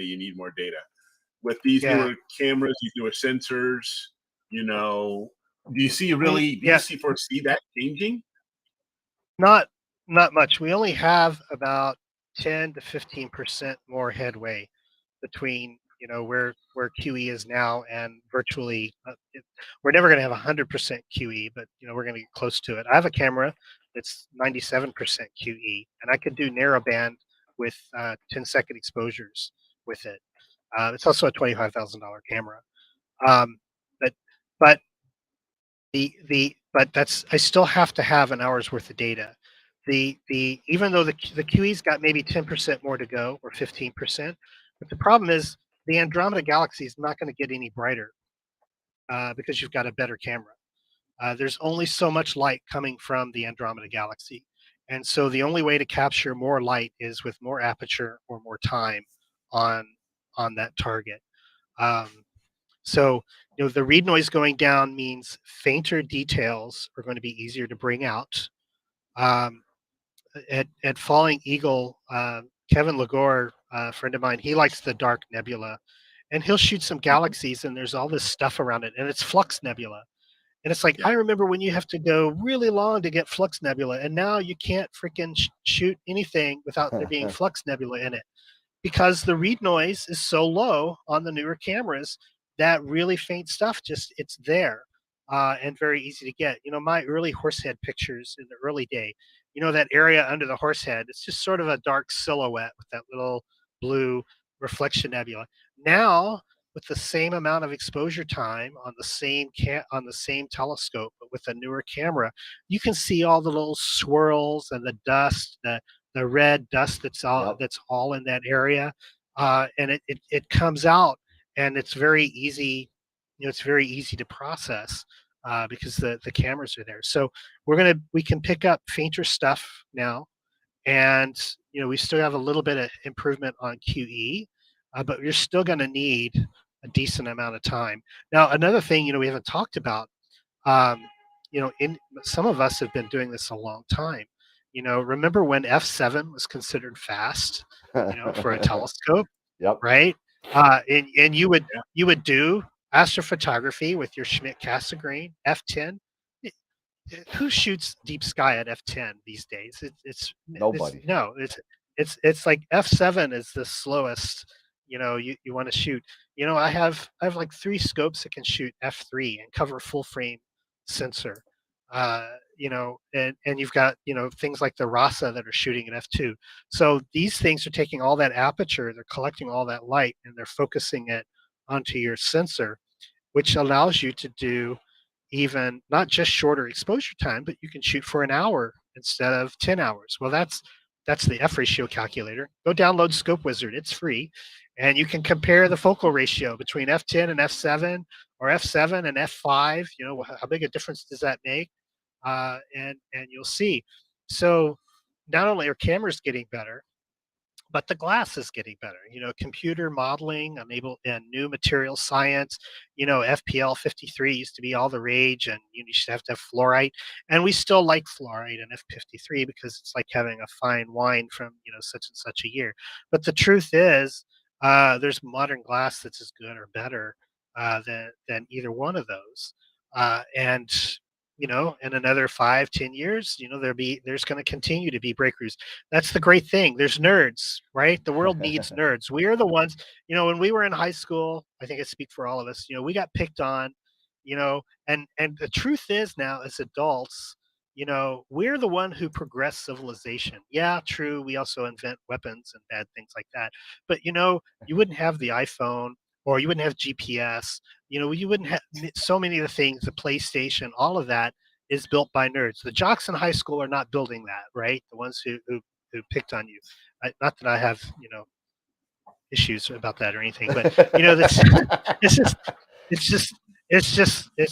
the truth is, smart people are the ones who make the world go round. People who are curious and want to dig into things and want to know why, and take telescopes apart and run them as children. You know, those are the ones who make the things that you enjoy in life possible. And amateur astronomers, almost without exception, are the same breed of people. Yep. You know, I want to see that photon that left a quasar 4 billion years ago. And from the light's point of view, it just left because it's traveling at the speed of light. So there was no time from its perspective. And you can just think about that and make your head hurt. And it's really awesome, to do that.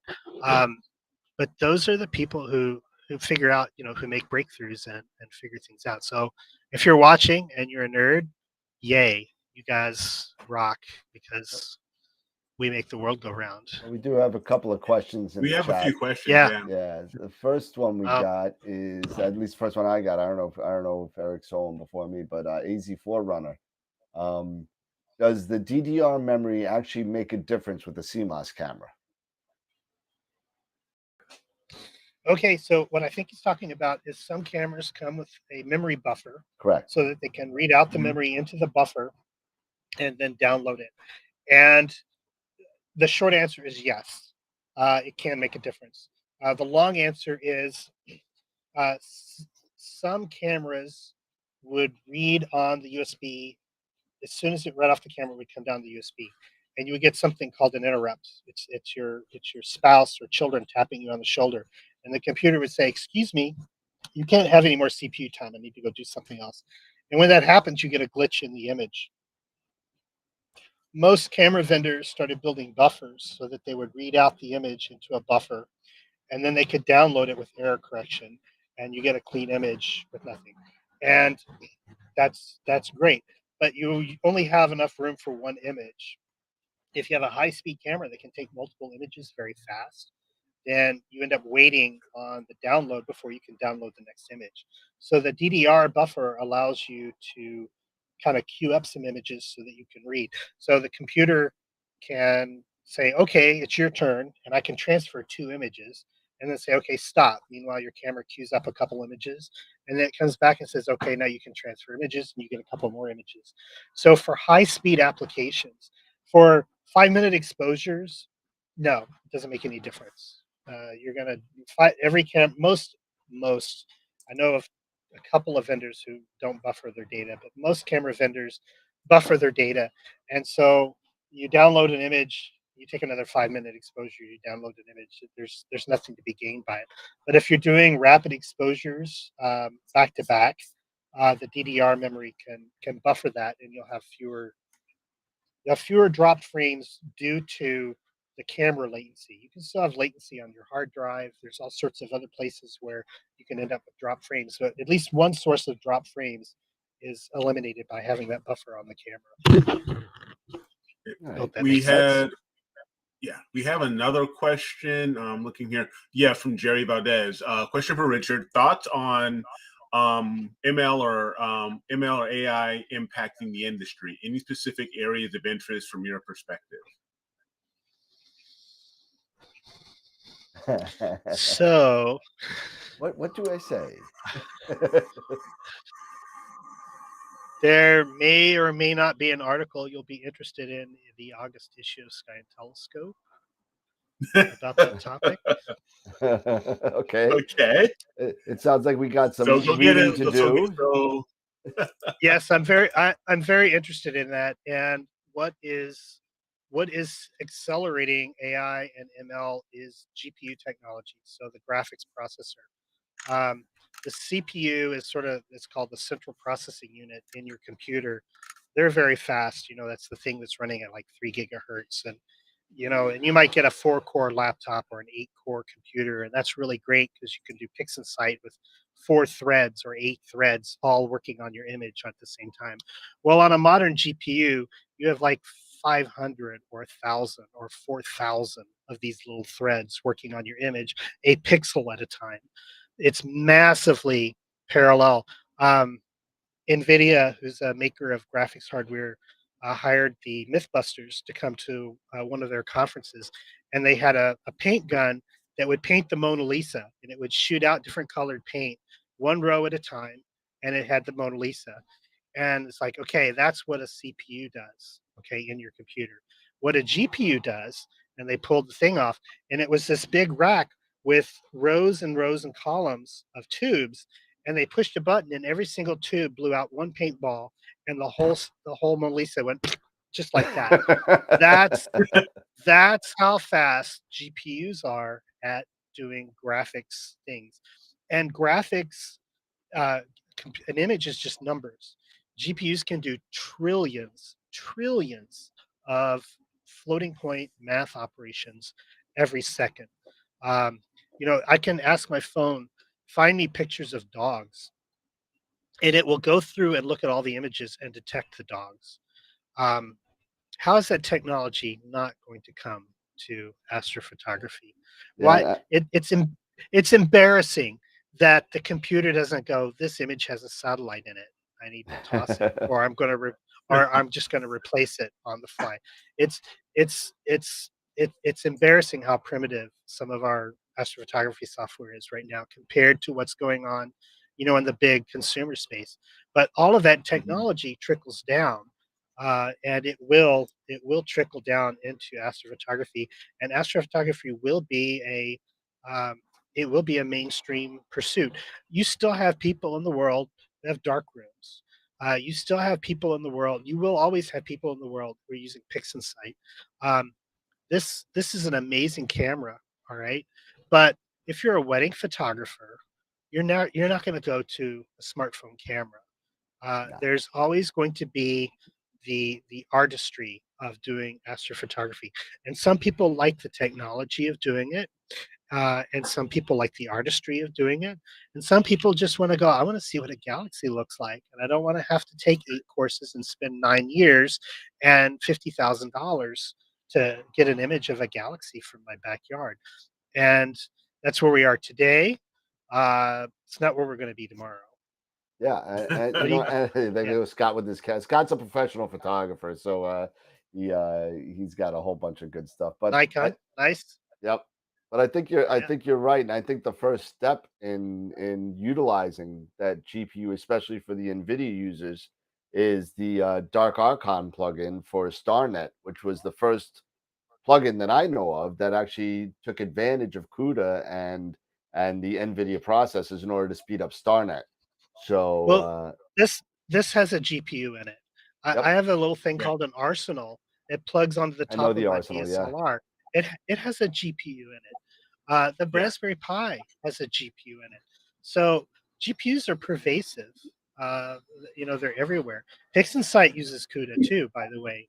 yep, If you have an NVIDIA graphics yep. card. I'm more into the work I do is more in open standards, so OpenCL and Vulkan and things like that, which are not as proprietary as CUDA is. But yeah, Well, we so got yes, I'm very interested in AI and ML, and it's going to have a big impact. and I check out guarantee it. Sky and Tell in a Yeah, couple of issues for the article yeah, that we're talking about. But yeah. we did have one We've got other some question other um, questions. Yeah. regarding gain. I saw.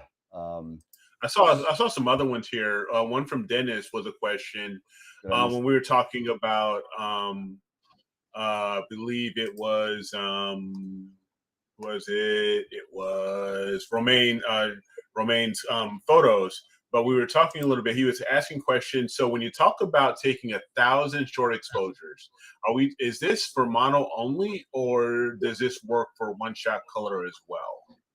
Oh, it works for both. Absolutely. Yeah. Yeah. Yep. Yeah, works for both. But I guess the question that I was looking at was regarding the gain. When you're doing these 1 second exposures, are you boosting the gain, or are you just keeping it at unity and just letting it go, or going to Yeah. So zero and here's keeping it there and getting the dynamic range? here's my trick when I shoot the moon. There's a lot of dynamic range on the moon, and it's hard to get the edges of some craters from blowing out. I turn the gain up. The sacrifice with turning the gain up is you lose dynamic range. Right. Okay. And so if you attend one of my talks 5 years ago, I'd have said, yeah, don't turn the gain up too high. Poo-poo CMOS. You shouldn't be even touching the gain. But you turn the gain up, you lose dynamic range. But here's the thing. You're taking a really short exposure. A 5 second exposure does not have that much dynamic range in it. I remember, one of the things that shocked some people, maybe not so much anymore, is like M42. You take one exposure for the core, you take one exposure for the outer part, and you do all. Here's what you do: expose as long as you can without blowing out the core. And You see the trapezium. As soon as the trapezium blows out, back off, and that's how long your exposures are. I don't care if it's 8 seconds. Take nothing but 8-second exposures for 3 hours. Stack that, and you will get the entire nebula, and it looks beautiful. You don't need that much dynamic range, and the Orion Nebula is like the number one example for dynamic range, right? You need deep wells because the core is really bright. You want to expose a long time, but you're taking short exposures. You don't need the dynamic range in the individual exposures because you're just adding them all up, anyway. So Yeah. I think, in 3 years from now, I might tell you something different. It doesn't mean I'm a hypocrite. It just means I've learned technology better. changes. But I changed my mind to where you should never turn the gain up to where, turn the gain up and take short exposures. And like I said, saying on the moon, I'll turn the gain up and I'll take really short exposures, as fast as I can, to where that edge is not blown out. The rest is very dark. But by the time you stack 20,000, 30,000 images, the rest of that comes through, very nicely. Yeah. This is the same thing with me. I mean, these guys make fun of me all the time for being the last CCD holdout, and I finally, I think, converted with an 8300 maybe. No, with the 16200. I haven't. No, the 16200. I'm with you. The 16200 is still a good CCD. I don't think it's time to sell that yet. I wouldn't sell a 16200 for two reasons. One is nobody wants it, so you're not going to get a good price. Big pixels. And two, it is still a good camera. Yeah. You just can't take real short exposures with it. Correct. So as long as you take a minute or two exposures, it's a really great CCD. It is. It is. So yeah. Dan. Yeah. The velocity behind me has a Starlight Express SX36. That's been discontinued, so you're not the only one. I know I'm not the only one. Well, I mean, I'm going to keep that camera until it becomes a paperweight. It's gonna be on your desk, kind of like my. Is that kind of like a grandfather? 16803. Become an antique. Is that the one with the 16803 in it, or is Which that one? the 16200? The SX36. Yeah, I think it's a Kodak chip. It's the Kodak chip. Okay. Yeah, I had an FLI 16803 for a while, and it was one of those you can keep it for as long as you support it. Yeah. And then it was. Are you using it? We kind of need one of those chips for a customer, and if you want it, we're not gonna. It's fine. It's like I love these big pixels. I've got some nice images with it, but as much as I want to keep it, I haven't used it in 2 years.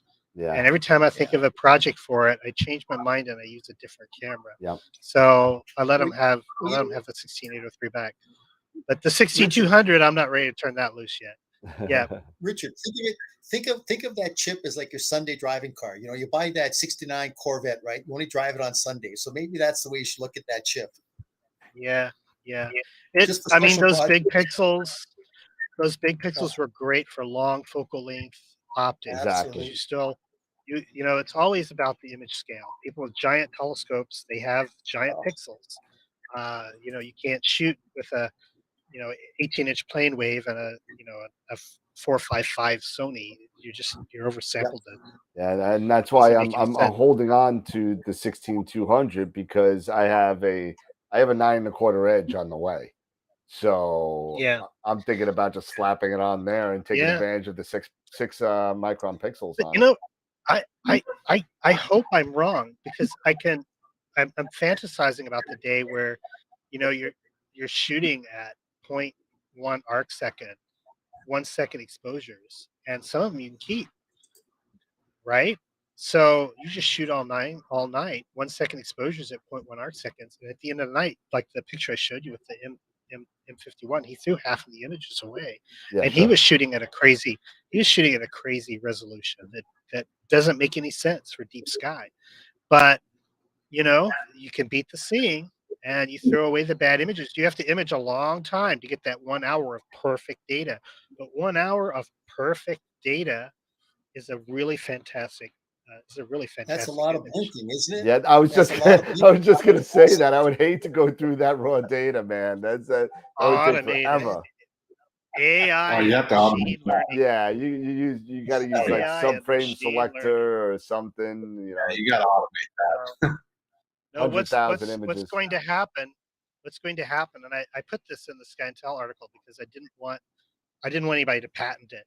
It's like, this is an obvious idea. I'm going to put this in print so nobody can patent it. But what's going to happen is it's going to be taking 1 second exposure. It's going to grade them on the fly. It's not going to save them. You're not going to have to blink them.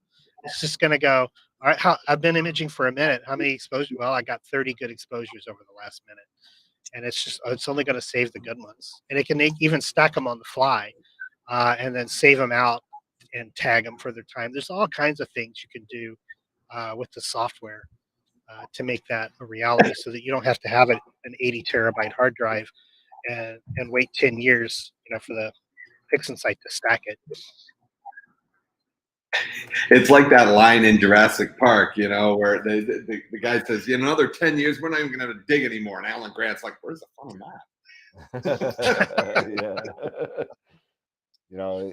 I gotta do a shout out to a couple of people out there. I gotta say thank you to Chris Frierskin, who donated $10 to us in the chat. So thank you to Chris. And we also had 3 people join our Patreon account and 2 people update there. I put the black hole membership up there while we were talking because everybody was asking me where is it. So I put the black hole membership on there. So that's up. If you want to donate something crazy to the channel, it's $25 a month or more, gets you into the black hole. And yeah. A shout out to your sponsors too, the PixInsight. Warren Keller and Ron Brecher are good friends of mine, and they were my mentors. Warren Keller, he was tutoring me in the Photoshop days before there was PixInsight. Yeah, he's doing IP for AP, sure. Taught me how to use curves in Photoshop, and it was we all start in the same place. Yeah, Warren and Ron and Pete, Pete Proul, who's actually in the chat right now. Hi, Pete. All 3 of them have been on the show already multiple times. Pete keeps the other 2 in line, I think. And Sean Nielsen, who's in the chat as well, been on the show a number of times.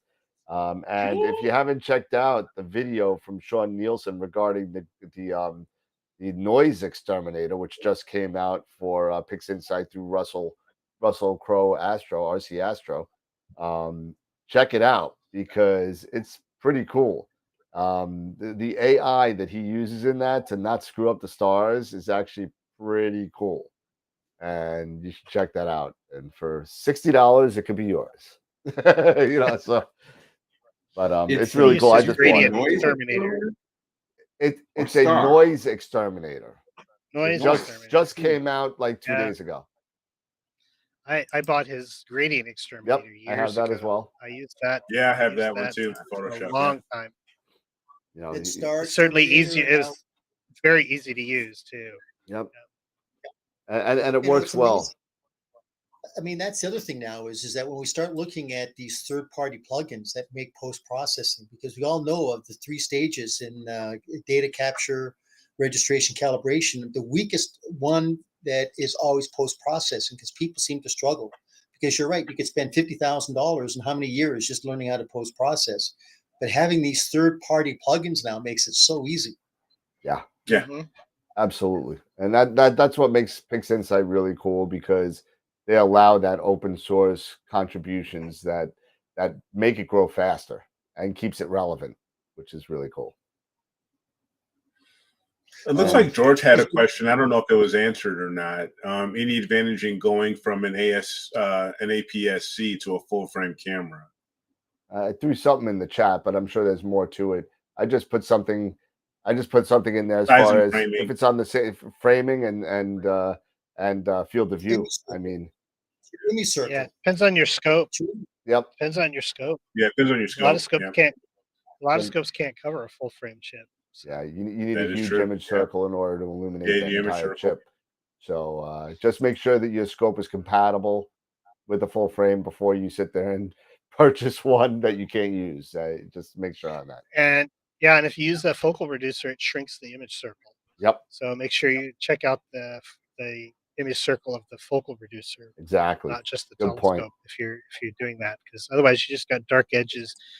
If you can't flat field that out, there's nothing there. There's no light, Nope. off that outside of that circle to shoot with, to do Yep. anything with. Yep, it's just wasted space. It's is crop true. area. You get extra crop area. Such a waste of space. Yeah, it's kind of like the dark corners of my mind. Wasted space. Yeah. David was saying, Was- that I guess was there another the question noise about- exterminator was $39 if you have Yeah, if you Starks have already. Starks, I did not know that. I just paid the 60. Whoops. Wasn't there another question about adaptive optics? Did I- Yeah, I as a thought- matter I of think fact, I think I did. Yeah, you're right. I did miss that one as well. Yeah, when will adaptive optics make a big improvement? That one's from Cat 404. Well, another soapbox. The adaptive optics on the market now aren't really adaptive optics. It's just a marketing lie. All they do is make scopes that can't guide better. They're not really deforming optics. They're not really improving the seeing at all. They just improve your guiding because most people over guide anyway. They try to guide. It's like when you're driving a car, you see somebody doing this with the steering wheel. That's how most Overcorrecting. people guide. Yeah, that's what most people guide. It's like when you do guide, if you can go a minute without guiding, you shouldn't be making guiding corrections every quarter of a second. All right, you should just be making very little nudges to move it where you want, and adapt the so-called adaptive optics on the market. All they're doing is helping your guiding for people who overcorrect. So I have no use for them whatsoever. Now that said, true adaptive optics, that day will probably come, but not in the near future. If I had to guess, it's at least 10 years out. We need some material science breakthroughs and motor breakthroughs, but you know, 200 years ago, who imagined submarines, right? Or, I flew to Hawaii last week. That was a trip that would take a year and possibly kill me or most of my family, 200 years ago. And now it's like, yeah, it's no big deal. The biggest problem is the snacks are awful and I can't sleep because the person next to me is hogging, the space. And I'm freaking flying across a continent and then over the Pacific Ocean to a volcano in the middle of the ocean. Adaptive optics, true adaptive optics, that I believe that day will come. I believe you could build it now on a small backyard scale, but it would just be prohibitive cost wise. So yeah, I would guess at least 10 years, maybe more. I knew a guy about 20 years ago who was trying to figure out how to do adaptive optics, like on an 8-inch telescope. An engineer that I worked with, he was working on it. And he had some ideas, but implementing those ideas, it's like, I invented the Iron Man suit when I was 8 too, but there's no technology. And now we've got, Iron Man in the movies. Oh, we still don't have that technology. But one day we might have an arc reactor. I don't know how having lots of electricity allows you to produce thrust, but we won't go there. So, But Richard, that's not rocket looking through my Dob then. It's going to be a galaxy. instead of snot, yes. I think one of the problems.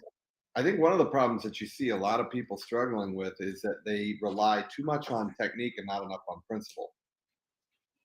There's a lot of people that, you know what I'm talking about? They don't know the technique. They know technique, but they don't have the principle to guide them. They rely way too much on technology and not enough on experience. They want a cookbook recipe, and I've given many talks. For $10,000, you can buy an awesome set of ice skates. I looked it up. Best ice skates you can 10 grand. Now I put them on and I go out on the ice. You know what I'm going to do? I'm going to fall and bust my butt wide open. Those $10,000 ice skates are not going to make me a better ice skater. Nope. And astrophotography is, it is a it's a pay to play hobby, and you have to put the time in to learn how to do it. And I worked for a vendor that sold high end mounts, and yeah, we sold to observatories and researchers and really advanced amateurs, but we also sold a lot of mounts to dentists and doctors and lawyers and people with a lot of disposable income who had no sense whatsoever what they were doing or what they were getting into. And they were the worst. I can say this now because I don't work there. They were the worst customers, the worst, most unreasonable customers ever, because they, in their life, they say jump and everybody around them goes, how high?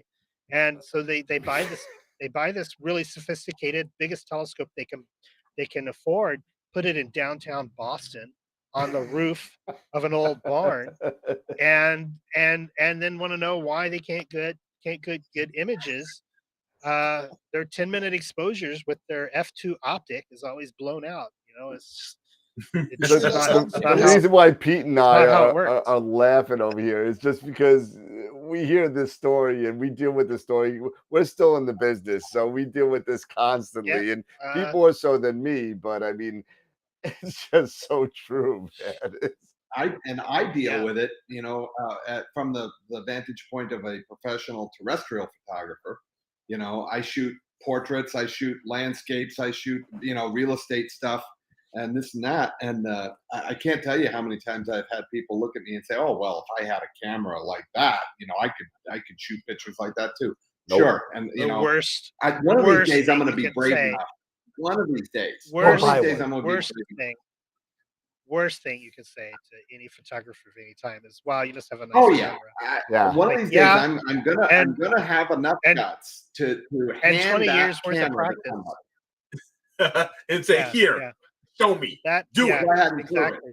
I would go to the Winter Star Party, and I used to win the imaging contest at the Winter Star Party, and I won it every year for a while until finally I was like, okay, this is ridiculous. So now I judge it. But people would go, well, look what you got to image with. And I wanted to say, I'll trade you. I don't care what you have. I don't care what you have next to your tent, next to your camper. No matter what you have, I will trade you, and I bet I can shoot better than you. Which sounds pretty arrogant. But anybody who thinks that because I have this big expensive mount, I'm going to do better than them because they have cheap equipment, probably does not know how to image. And it's a safe bet. Agreed. And it's like, I bet I will trade you equipment because I will be able to get what I need to out of your gear faster and easier than you're going to get what you want out of this gear, because I've spent the time. Well, number one, I started with your gear. and number two, I've put in the time learning how to use this other gear. But so that I don't sound like a hypocrite, I have to backtrack a little. Remember, these are great cameras. Yeah. And you can do really good work. The best camera you have is the one you have with you. I still think astrophotography will go mainstream, and those rich doctors and lawyers will be able to buy something that they can flip a switch and take images of. It just depends on how impressive they want it to look. But they're going to be able to do it. They're still not going to be as good as somebody who puts the time and effort, the practice. So there's always going to be an elite set of astrophotographers, but there's going to be Joe Sixpack who can get something out of the closet and get some decent images. You never heard that phrase before? Yeah, it's just kind of the common person. Just set something up in the driveway and get an image of a galaxy and go, wow, that's a galaxy. His kids will be excited, and so will his neighbors, and that'll be awesome. Yeah, it's like a story that I say all the time. I always kind of relate golf into these stories about, when you talk about gear and stuff like that, where you look great and then you're really not that great. I was golfing one time, and this guy came up dressed to the T. He had like the knickers on, the hat. He had the cart, you know, and it was remote controlled. He had a remote control golf bag, and it was rolled. And he goes, and the club would actually lift up out of his bag, and he would just grab it. And he grabbed it. And he's doing the waggle, and he's hitting. And we're at we're a place in Eisenhower, 450 yard par 4, and he gets up there, and he looks awesome. He looks great. He has the best clubs, Callaway's, you know, Titleist, whatever.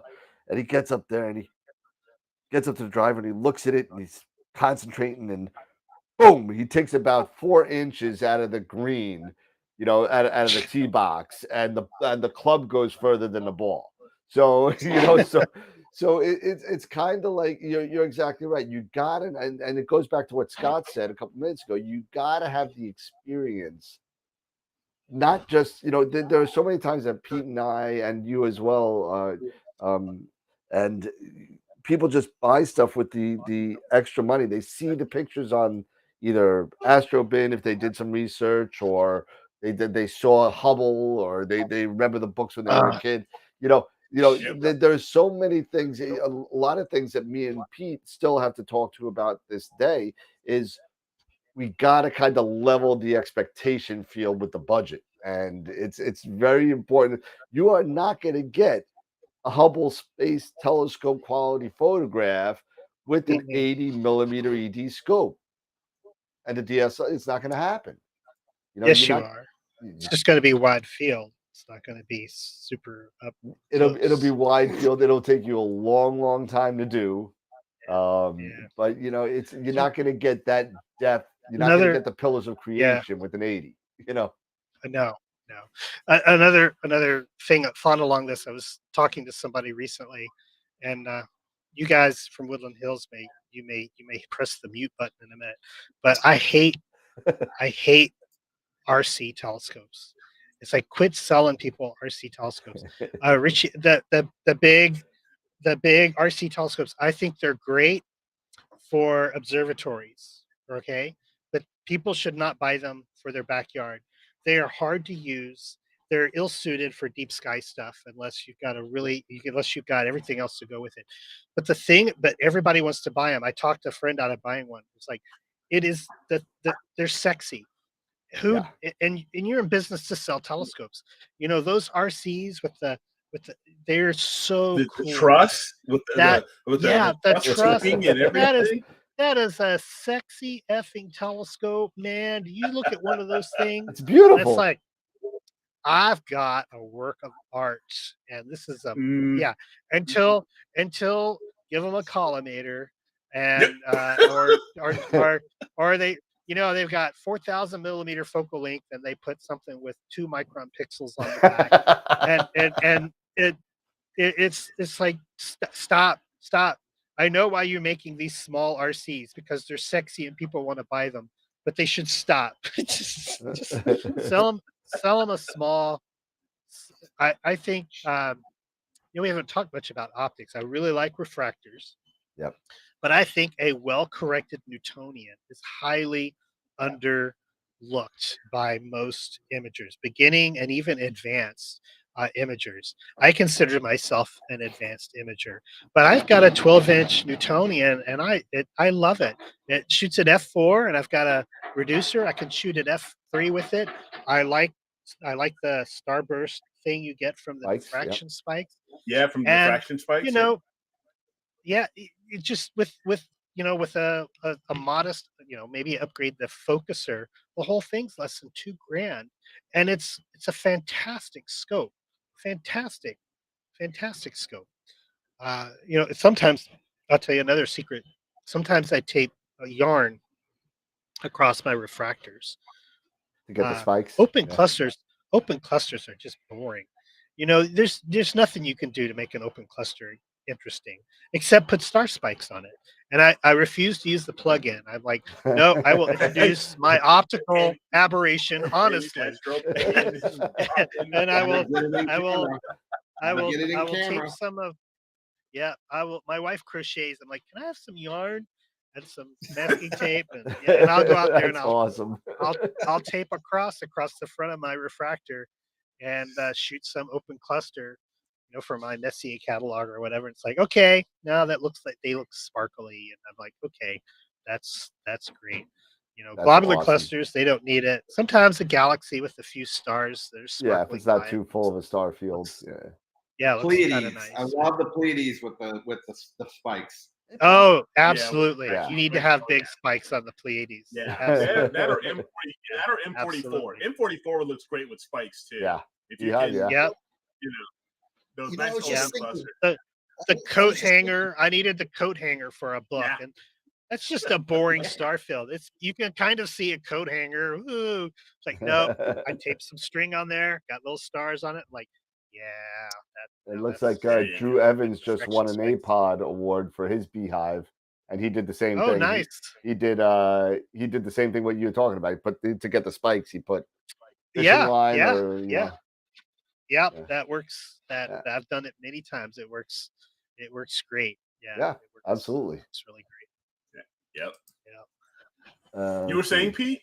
Adrian's on. Adrian Bradley's on. Like Scott, do you remember with terrestrial photography, you'd put the nylon, right? You get a nylon stock and you put that over the objective, right? And you would kind of get that kind of. Could you do that with the Newtonian? I mean, get like a nylon, like remember pantyhose? I don't even know if they make pantyhose now, but could you do something like that to be able to give it that star spikes without using a third-party plugin? That would block a lot more light than 2 pieces of string, I would think. Yeah. Make it very soft. It might. Yeah. Yeah. Because you could just because just to get those diffraction spikes, for some people didn't know, you can just get some simple yarn, right? Yeah. Now sometimes, like if you're doing really wide field, you're shooting a constellation, you want the brighter stars to be out of focus because you can't see them otherwise. It's just a giant star field. And so a trick a lot of nightscape guys will do is they'll put a diffusion filter. They'll shoot for a period and then they'll hold the diffusion filter in front of it just for a couple of seconds and move it. And what that does is it makes the brighter stars puff out a little bit and makes them larger. Because if you're trying to shoot the Big Dipper, I don't know if you've tried it. If you try to shoot the Big Dipper, if it's a short enough exposure, there's nothing else and you see the Big Dipper. But if you try to do a deep exposure where you pick up all the other stuff, the Dipper itself disappears. You can't see those Dipper stars anymore because they're not big enough compared to all the stars that show up in the field. Yeah, we got a really good like a landscape photographer that just showed up in the chat, Adrian Bradley, who does, and if you haven't seen his work, go check out Global Star Party on Tuesday nights. He does a nightscape part of the cool. of the night, and he Adrian, I said it to your face a couple of weeks ago. He has some lights out, literally, pictures that are just unbelievable. So go check him out. He's in there. He's in the chat. Yeah, I love landscape work. I really do. I've shot sunsets and piers and as a matter of fact, here I've got one right here. I can show you. Right. Please let it be an actual picture. This isn't a joke, right? Yeah, I can do this. Okay. No, it's not a joke. Oh, that's a nice shot. Yeah, Scott. Can't. It's wider than what the camera is going to let come through, but I can slide it. That's gorgeous. Wow. That is really nice. That looks like a narrowband version of Hubble palette. It's a Hubble palette. Yeah, it's awesome. Terrestrial. Yeah, you see now. To your point, about the camera. Let me just turn this off. There we go. To your point about the camera, it being a tool, I've said what you have basically said for years. I've had people literally come up to me, and I'm sitting there with $15,000 worth of equipment, sitting on my butt trying to take sunset pictures, and they're like, "Well, man, I wish I could do that." I said, "You got an iPhone?" I said, "Yeah, let me see it." And I literally take their iPhone, I go in and I do a quick panorama and a motion blur on the iPhone. I hand it back to them, and they're like, "How did you do that?" So it's art. It's art. That phone I is remember a tool. I'm a Canon. I'm a Canon guy. One of my good friends is Nikon, and he started with me. Goes, yeah, I guess Canon's good for some things, but the Nikon. I'm like, I said, well, if you want to give your camera all the credit for your work, that's fine. And he shut up immediately. He was like, yeah. As Warren Keller likes to say, it's not always the plane, it's the pilot. Yeah. If you want to, and Yeah, I don't get into it. I got a Sony. It's what I say to people all the time. You comparing my camera to my art as being the source is like telling Monet that he had really good oils and brushes. Yeah, that Bob Ross guy. It was all that paint he was using. Yeah, he had exactly. Let me put a little. And if you buy that special paint, if you buy that special paint, like him. You can. I just want Bob Ross's haircut. That's all I want. That's that's all I want. But Captain 404 had a question. Why it's 3.75 or 3.76 microns slowly becoming the standard for CMOS cameras. That's what the 2600 is. What a lot of them are. Yeah, that's what a lot of them are. They're around that. Like the 533, I believe, is that. Remember, there's only 2 manufacturers of chips, and everybody has to buy those chips from the manufacturers. So guess what? Either one of two things are going to happen with that moving forward. Either people are just going to bin, and you don't get quite the advantage of binning on CMOS that you do CCD, but it still works. They're either going to bin to reduce the resolution, or the lucky imaging is going to take hold, and it's fine that you're shooting, with tiny pixels. You're just going to take a whole lot of 1 second exposures and throw away the bad ones, and you'll get really high resolution images. I've got shots of the moon from my backyard that are at 0.1 arc seconds per pixel. I mean, that's Hubble Space Telescope resolution on a deep sky object. You can't shoot a deep sky object at that kind of a pixel resolution. Now, 5 or 10 years from now, you may be able to. Yeah. Using lucky imaging. I mean, you're going to end up throwing away a lot of data, but I suspect that day is coming. Wow. Well, I mean, remember when I think it was Bill Gates who said, I can't imagine anybody needing more than 10 megabytes. It was 640K. Really? The 640K. But it's going to need more than 640K. Yeah. I mean, when we went to 32-bit, it was like a gigabyte. Well, it's 2 gigabytes. 1 gigabyte for the operating system, 1 gigabyte for your application. Yep. What possible use could you have for more memory than that? I don't know. I'm up to turns out quite a few. I'm up to about 70 terabytes in my NAS. So I mean, So. My freaking iPad has got a terabyte. Yeah. My iPad has a terabyte. This laptop has 64 gig, and it has solid state drives, and it's got like 10 CPUs. Of course, it's my work machine. I'm an engineer, right? So one of those sorts of things. Pix and Sight, it's just like butter. It keeps me up because I used to I'm going to start this long process, and then I'm going to go to bed. And I start the long process, and by the time I've gone to the bathroom, it's done. And it's okay. Well, I'll start another one. And it's like, well, it's already 80%, and then it's done. And next thing you know, it's like 3 a.m. and it's like it's so freaking fast. I don't have to wait. Eric and I just upgraded our rigs for computers. I purchased a 16-core Ryzen 9. And Eric, what'd you get? You got something sick too. Yeah, I've got the 12. I've got the 5900. It's the 12 core. 5900 12 core. Yeah. So I mean, it makes such a difference. And 128 gig of RAM. Yeah, me too. 128 gig of RAM. Yeah. I don't know how many terabytes of storage I've got in this thing. I lost count. As a bona fide computer scientist, I can tell you that the additional RAM and the faster hard drive makes the biggest difference. Oh yeah. Not that you Oh, yeah. not that you shouldn't go for the 8 cores or 12 cores, but if you have to spend more money to go from 8 to 12 cores or to go from 32 to 64 gig of RAM, get the 64 I'm gig going of RAM RAM. all day. Yeah, that So, extra let me ask RAM you. is just amazing. Richard, Yeah. let me ask you, what do you think Yeah. of the new M1 chips that Apple's putting out?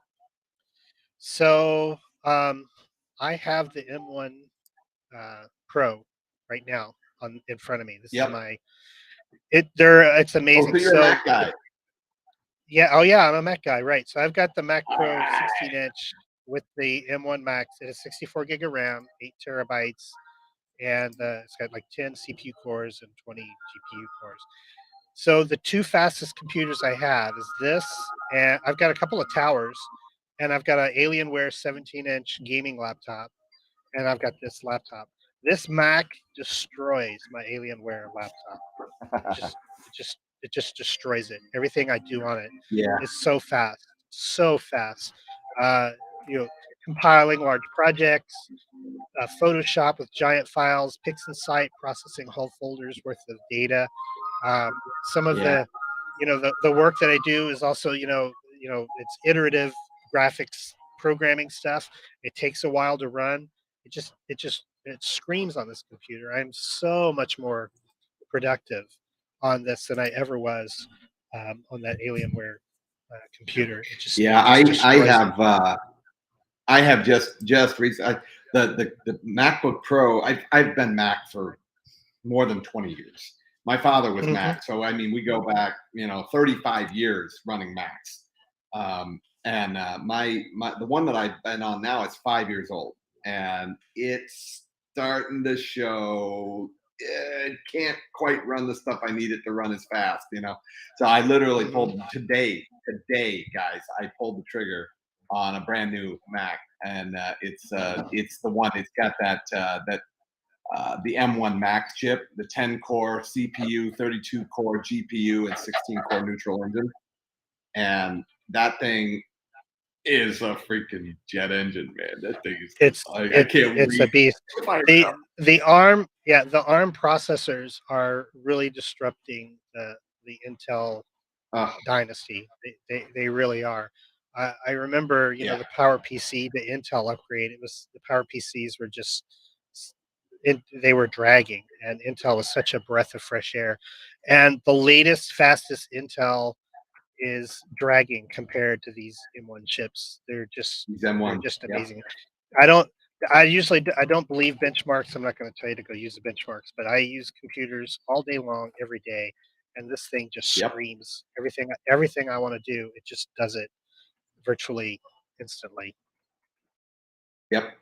My wife is Yeah, and they texting just me. came out with a new Ultra. So they've got the Pro, the Max, and now they've got an Ultra chip, which is the Mac Studio. ridiculous. I really want a Mac Studio now. Yeah, I know. I was looking at those today. I want to see what they come out with for the Mac Pro. The Mac Pro is probably just going to be totally unattainable. Excuse me. But mean, and they talk about $7,000 or $8,000. Yeah, but we were talking about how technology changes and how when I was doing the article, Sean Walker is my main editor. He's like, "This is never going to happen," about one particular thing. We softened the tone a little bit. It's like, don't say never. My first laptop, I was an engineer at Lockheed Martin, and I got a laptop so I could do email and things because I was doing a lot of traveling. And I remember having conversations about how great the laptop was. It's like, but the laptop is never going to replace desktop because I can do so much more on the desktop. The laptop is never going to. Well, this laptop in front of me is the most powerful computer I've ever had. And it's my favorite machine to do development on. Now, am I ever going to use a tablet? Well, the tablet is never going to replace the laptop. No, I'm not. I don't believe that. I don't believe that. I believe there's always going to be a need for people who have a room full of computers. There's always going to be a need for people with towers. There's always going to be a need for laptops. But more and more things that we needed those computer for is trickling down into Yep. into the tablet and mobile world. And what you can do. I mean, if you've seen like Expanse, you see, they do this, and you've got this big display. So this laptop, the only shortcoming to this laptop is to get a really good desktop experience, I have to plug in my other monitor. Yeah. Right. So there's a lot of things, that I'll do on my iPad that I don't need the laptop for. And the day will come where I'll be doing programming on the iPad on the airplane. Wearing goggles, or I don't know how the technology will evolve, but you can rest assured, as wrong as I was about laptops never catching up, if you think tablets are never going to catch up with laptops, you're as wrong about that as well. Yeah. Well, it's like the people that say, the new monitors from Mac. They're high end monitors. The ones that are like $6,000. I can't imagine spending $6,000 on a monitor. They've never looked at them. I said that about CCD cameras once too. I was like, I've never spent that much money on a camera. I think we've said that about a lot of different things. TVs, you name it. Yeah, I can't spend that much on a telescope. And next thing you know, yeah. Sweet talking. My wife is in the hospital on morphine, so that royalty check. I think I should invest that in a good telescope. Yeah, I'm get on the astrophysics list. Yeah. Yeah, I'm dying to put a dome in the backyard. I finally got the okay to do something after the fence goes in. So nice. So we got the roof done. The fence is next. Next, Pete, we're gonna have to call PureTech or something, because I think they're gonna go with some sort of telestation or something. I don't know. I think I'm thinking something. So nice roll off. Yeah. There you go. Now, I was just mentioning in the chat, because I'm looking, I was looking at these images, of, all of these incredible short exposure from Romain. And it's like, I've got to start a movement. Start ditching guiding. Down with guiding. Guiding out your right. Guiding needs to die. Figure out the right game for my CMOS it's already, camera. Yeah, it's already dead. A lot of people don't know they don't need the training wheels anymore. It's like, and it's so much trouble. I can't tell you how many support forum questions are about trying to get guiding to work, or, I like PhD better than the sky, or, what do you use? I don't guide. Just, you got a Paramount. Yeah. Well, I've also shot with a EQR6, and I also shoot with those star trackers, and you'd be surprised how deep you can go. You just take more of the short exposures. Yeah. And that's the big thing, that, and this is when, we talked about this, is when you're talking, when you're coming to these cameras, the CMOS, with, figuring out, dealing with gain, or even if you have a DSLR, your the ISO, trying to find, really dealing with and finding that sweet spot. Like you were making the comment of, if you're shooting, say, the Orion Nebula, and if you can get to the point where, all right, you are able to see the trapezium, and and it's not blown out or anything like that, there you go. Now, stop there. 8 seconds out there and just go. Yep. So maybe it's that way, looking at some of these photos that what I'm seeing here, that it's just like, all right, you get to a certain point, and maybe it's me adjusting, and maybe moving away from the unity gain, and maybe boosting up that gain a little bit, just depending. And there you go. And start going to the point, 10 seconds or 5 seconds, and say that's all you need. You need to look at the charts the camera manufacturers publish for the gain. There's a little slope where the dynamic range is going down, and the gain goes up, and then the curve just kind of stops and starts to flatten out. Stop where that curve flattens out. Don't go past that, because then you're just throwing away dynamic range for no reason whatsoever. And ISO, don't get me started on ISO. ISO is a lie. ISO is a lie on any new camera that you buy. ISO it's fake. It's just made so that the imaging triangle works, so that it's easier to take landscapes and wedding pictures and all of that sort of thing. But in fact, can't remember, recently in SkyTel in the beginners, I was talking about ISO, and you can do an experiment. If some cameras, upping the ISO actually decreases the noise. So there's a type of noise from the light source. Not a lot of photons showing up.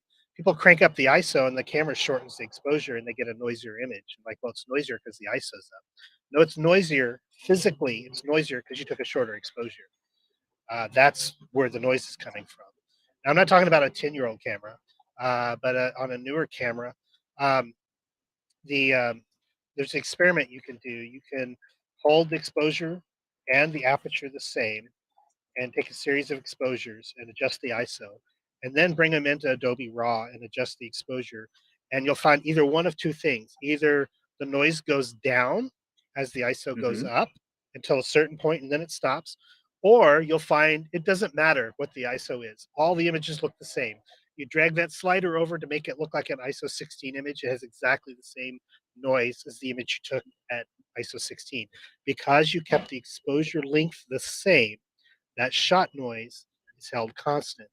And like my old Canon 5D Mark II, the noise would get better because there was some gain from the ISO, and about 1600, it would get above the pattern noise of the CMOS. And after 1600, it stopped getting better. On my EOS R, I see a slight difference between ISO 100 and ISO 200. That's it. After ISO 200, it's all exactly the same.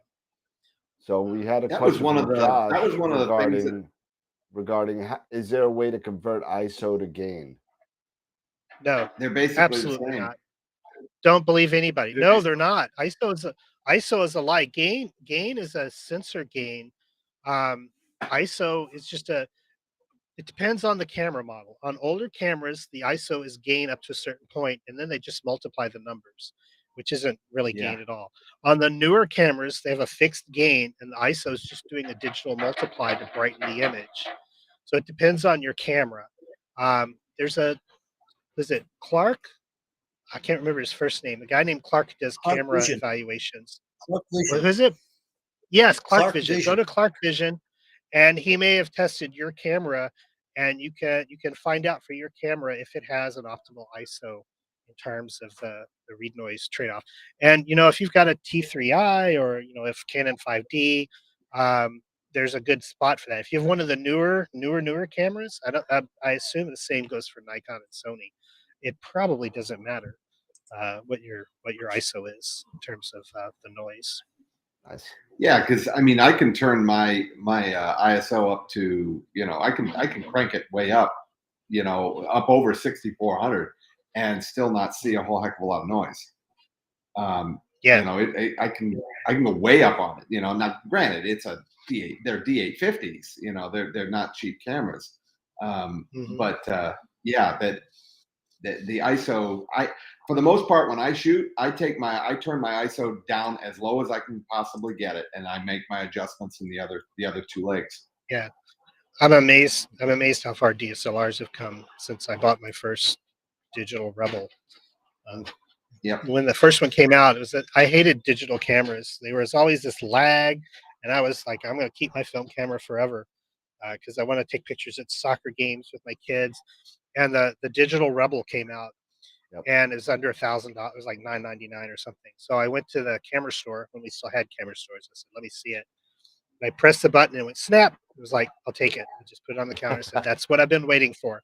I've been waiting for a digital camera that was as responsive as my film camera," and that was it. My mother-in-law's boyfriend had a Nikon digital, and you'd press it, and it would click. It was just like you can't do action shots with that. Yeah, my first one was a Canon Rebel DXT, the version. I think that was like the second. Was it the 650 or the 600?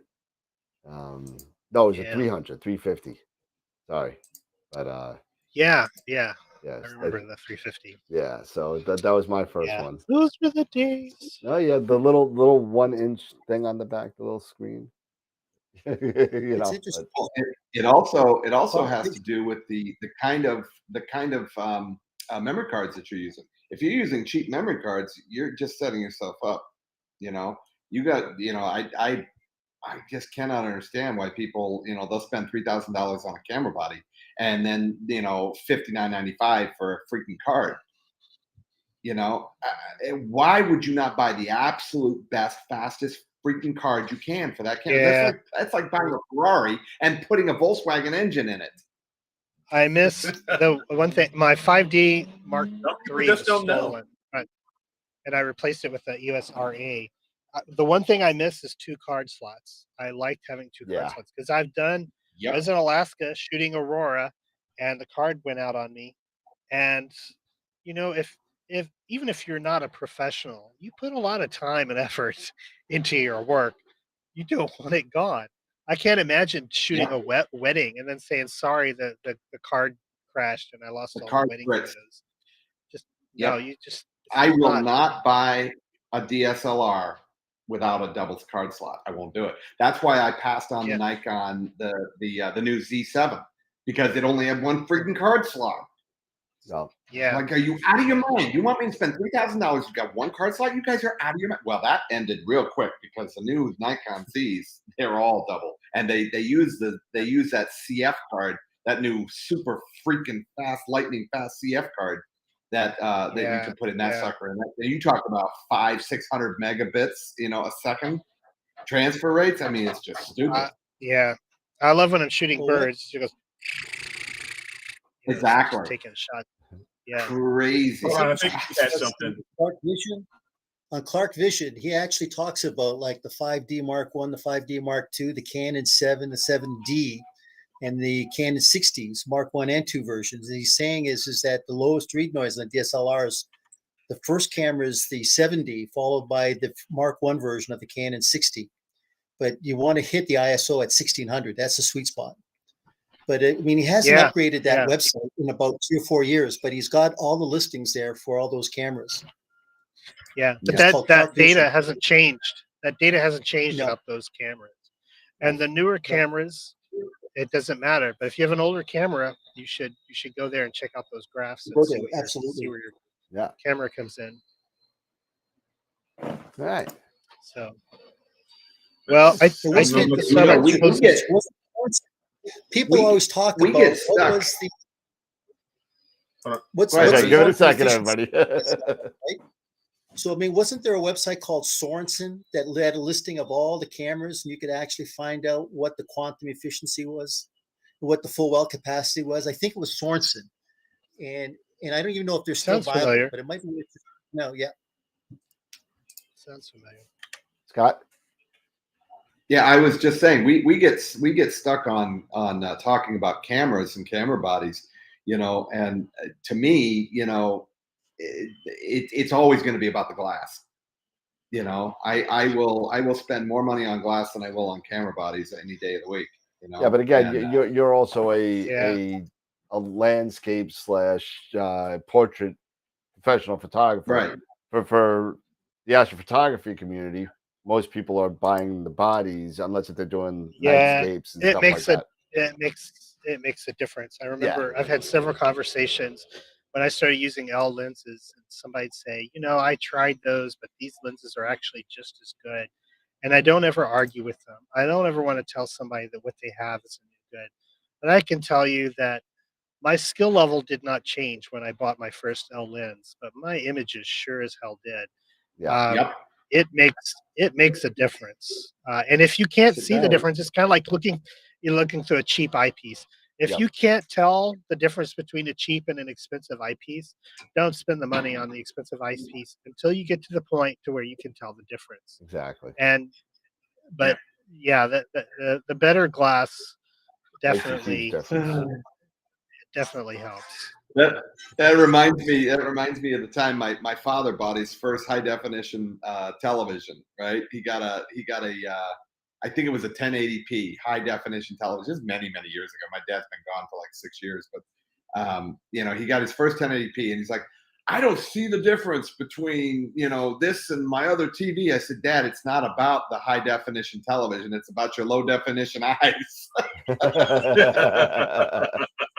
Or the 1970s movie playing on the high resolution TV. Right. There you go. Or the cataracts that were floating. That annoys me too. As a computer graphics professional, sometimes I visit somebody, my daughters, and they've got something on the HD TV, and I just look at it, and it just like that hurts my eyes to even look at. Just I can't. The artifacts and everything, and it's like people who know the difference between different kinds of wine.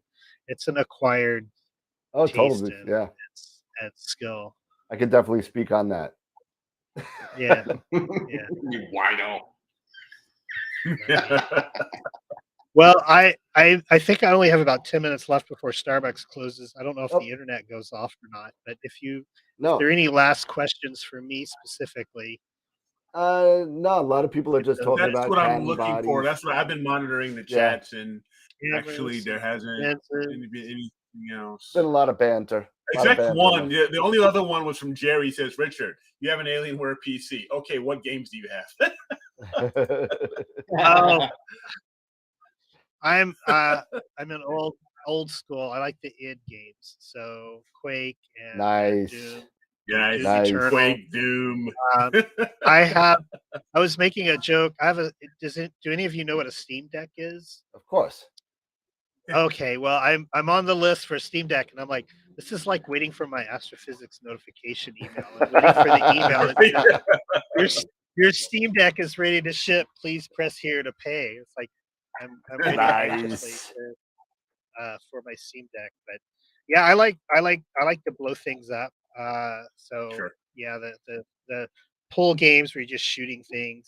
I did play a lot of Call of Duty for a while too. I played the first one quite a bit, and then I dropped off. Yeah. That second one was just a disaster. It never got me back. Yeah. When my boys were little, we all had handheld. I don't remember which one it was, but we had handheld, and they were networked. And one Christmas, they're in the other room, and I remember my mother-in-law, she goes, "It's not funny. They're in there talking about shooting and killing their dad and laughing about it." And my wife, deadpan, looks at my mother-in-law and goes, "Well, Mom, it's only fair. He's trying to kill them too." Well, you got Steam, right? You got Steam. So the next thing you got to do is get your Oracle, or get your VR, get the plugin, and do Phasmophobia. Play. Do Phasmophobia. You want to have a heart attack real quick? Do Phasmophobia. Okay. Well, if you play Doom Eternal, if you play the Vulkan version of Doom Eternal, Vulkan is the technology that I work on at Lunar G. So nice. It's like, have you worked on any games? I've worked on all the games. That's awesome. I some tiny little piece of the SDK, little thing that I did somehow. It's in there. It's in that ecosystem. So I'm at the very bottom of that ecosystem, feeding upwards, and at least you're in it. Do you get the credit? That's what matters. Do you get a credit? No, get zero. Nothing. No. And I make it sound real glamorous, but really, it's the guy that makes the spark plugs, for the race car. Right. None of the glory. Yeah, he works at this. I don't even get a technical credit. No, you don't even get that. No. You don't even get a pat on the back. Yeah. No. Horrible. There are so many thousands of people, tens of thousands of people who work on those technologies that make all of that possible. And I'm 1/10,000th of, well, not even that, probably 100,000th of the effort that goes into, maybe even a millionth of the effort that goes into those games. But it's like I have a share of Apple. That's right. I'm an Apple shareholder. Yeah, yeah, whatever. Yeah, but well, before you go, I know they close in a couple minutes. Before you go, we do have to do the spin of the wheel for the Woodland Hills $50 gift certificate. Oh yeah. So we have to do that. So let's get that. Right. Anybody who's waited this long, yes, deserves it. We have, well, let's see. We have how many people? We have 33 people still watching. So thank you for hanging out with us. And so here is, and I'll put it on the screen. Here is the spin of the wheel, and I don't want to switch anything, but so we got 42 people on the wheel here, and this is going to be for the Woodland Hills $50 gift certificate. So here we go. Winner is Eddie Pavlou. Eddie Pavlou. How you doing, Eddie? I haven't seen you in the chat, so it might be one of our other members that are in there. You have won the $50 Woodland Hills gift certificate giveaway. Be on the lookout for your email from me, and that's dan@astroworldweb.com, and you'll be getting that, and you'll be hearing from Woodland Hills on how to redeem your $50 gift certificate. So congratulations. Nice. Congratulations. All right. Yeah, so that's fun. And we're coming 2.5 hours, not a bad show. It moved pretty fast. Get a bunch of guys together talking about what they like. I could go all night. We really could. Unfortunately, I have to work tomorrow, and most of us do. Yeah, and, me too. Actually, you, me, and Scott are the only ones on the East Coast. Pete's on the West, and Eric's in the middle. So yeah, I'm in the Midwest. Yeah. So usually we have some other people from Central Time, but well, I'll see some of you at AIC, right? I know Pete's You will going. see Pete. Pete will be there.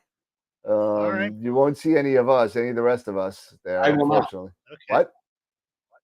I will not be there. No, you will not be there. All right. But hopefully the next one. And you know what? If you decide to go to Cherry Springs in June, I'll be there at least. I don't know if anyone. I don't know if Eric's going to make. Eric can't make it. But we're looking. There. That's a nice. Yeah, we're looking also doing a spontaneous weekend in July. I think the last weekend in July we're looking at couple. We attempted right before COVID to do the first unofficial, unsanctioned AstroWorld Star Party, which I still have here. This is the lawn sign. This was supposed to be summer 2021, and it never happened because of COVID. Yeah. So now I'm just going to cross out 2021. I'll put 2022 on there, and we'll do something. But it should be fun. But all right. Well, that being said, I mean, I don't want you to get kicked out of Starbucks. But thank you. Yeah. Thank you, Lake Mary Starbucks, for not kicking me out. Yeah, and thank you for hanging out with us for the last 2 hours plus. It's been fun. Really, thank you. Fun. Yeah, my wife did text me. It's usually only an hour. What do you? You're usually only an hour on these things. What are you doing? Having fun. I'm drinking a lot of coffee. I'll be right home, dear. But no, seriously, half of me is still on Hawaii time, so it's. There you go. At least somebody went on vacation. But thank you so much for hanging in with us. We appreciate it. It's been a great show. And you're more than welcome to come back anytime. Whenever you want. So thank you again so much. So everybody, have a good night. Thank you everybody for watching. Don't forget to sign up for the giveaways. Don't forget to sign up for the newsletter, because we just sent out our 3rd edition of newsletter. We got a lot of stuff going on. We got guests up the wazoo till the almost end of June. So thank you everybody for hanging in there. Have a good night. And as always, keep imaging, keep educating, and clear skies. And we'll see you in 2 days on AstroWorld. So thank you so much. Don't forget to vote for Image of the Week. Vote for Image of the Week. Absolutely. Don't forget to. It's working. I swear it's working. And if I can find I lost the button. Bye, guys. Thank you. Take care, Rich. Good night. Take care, Rich. Thank you.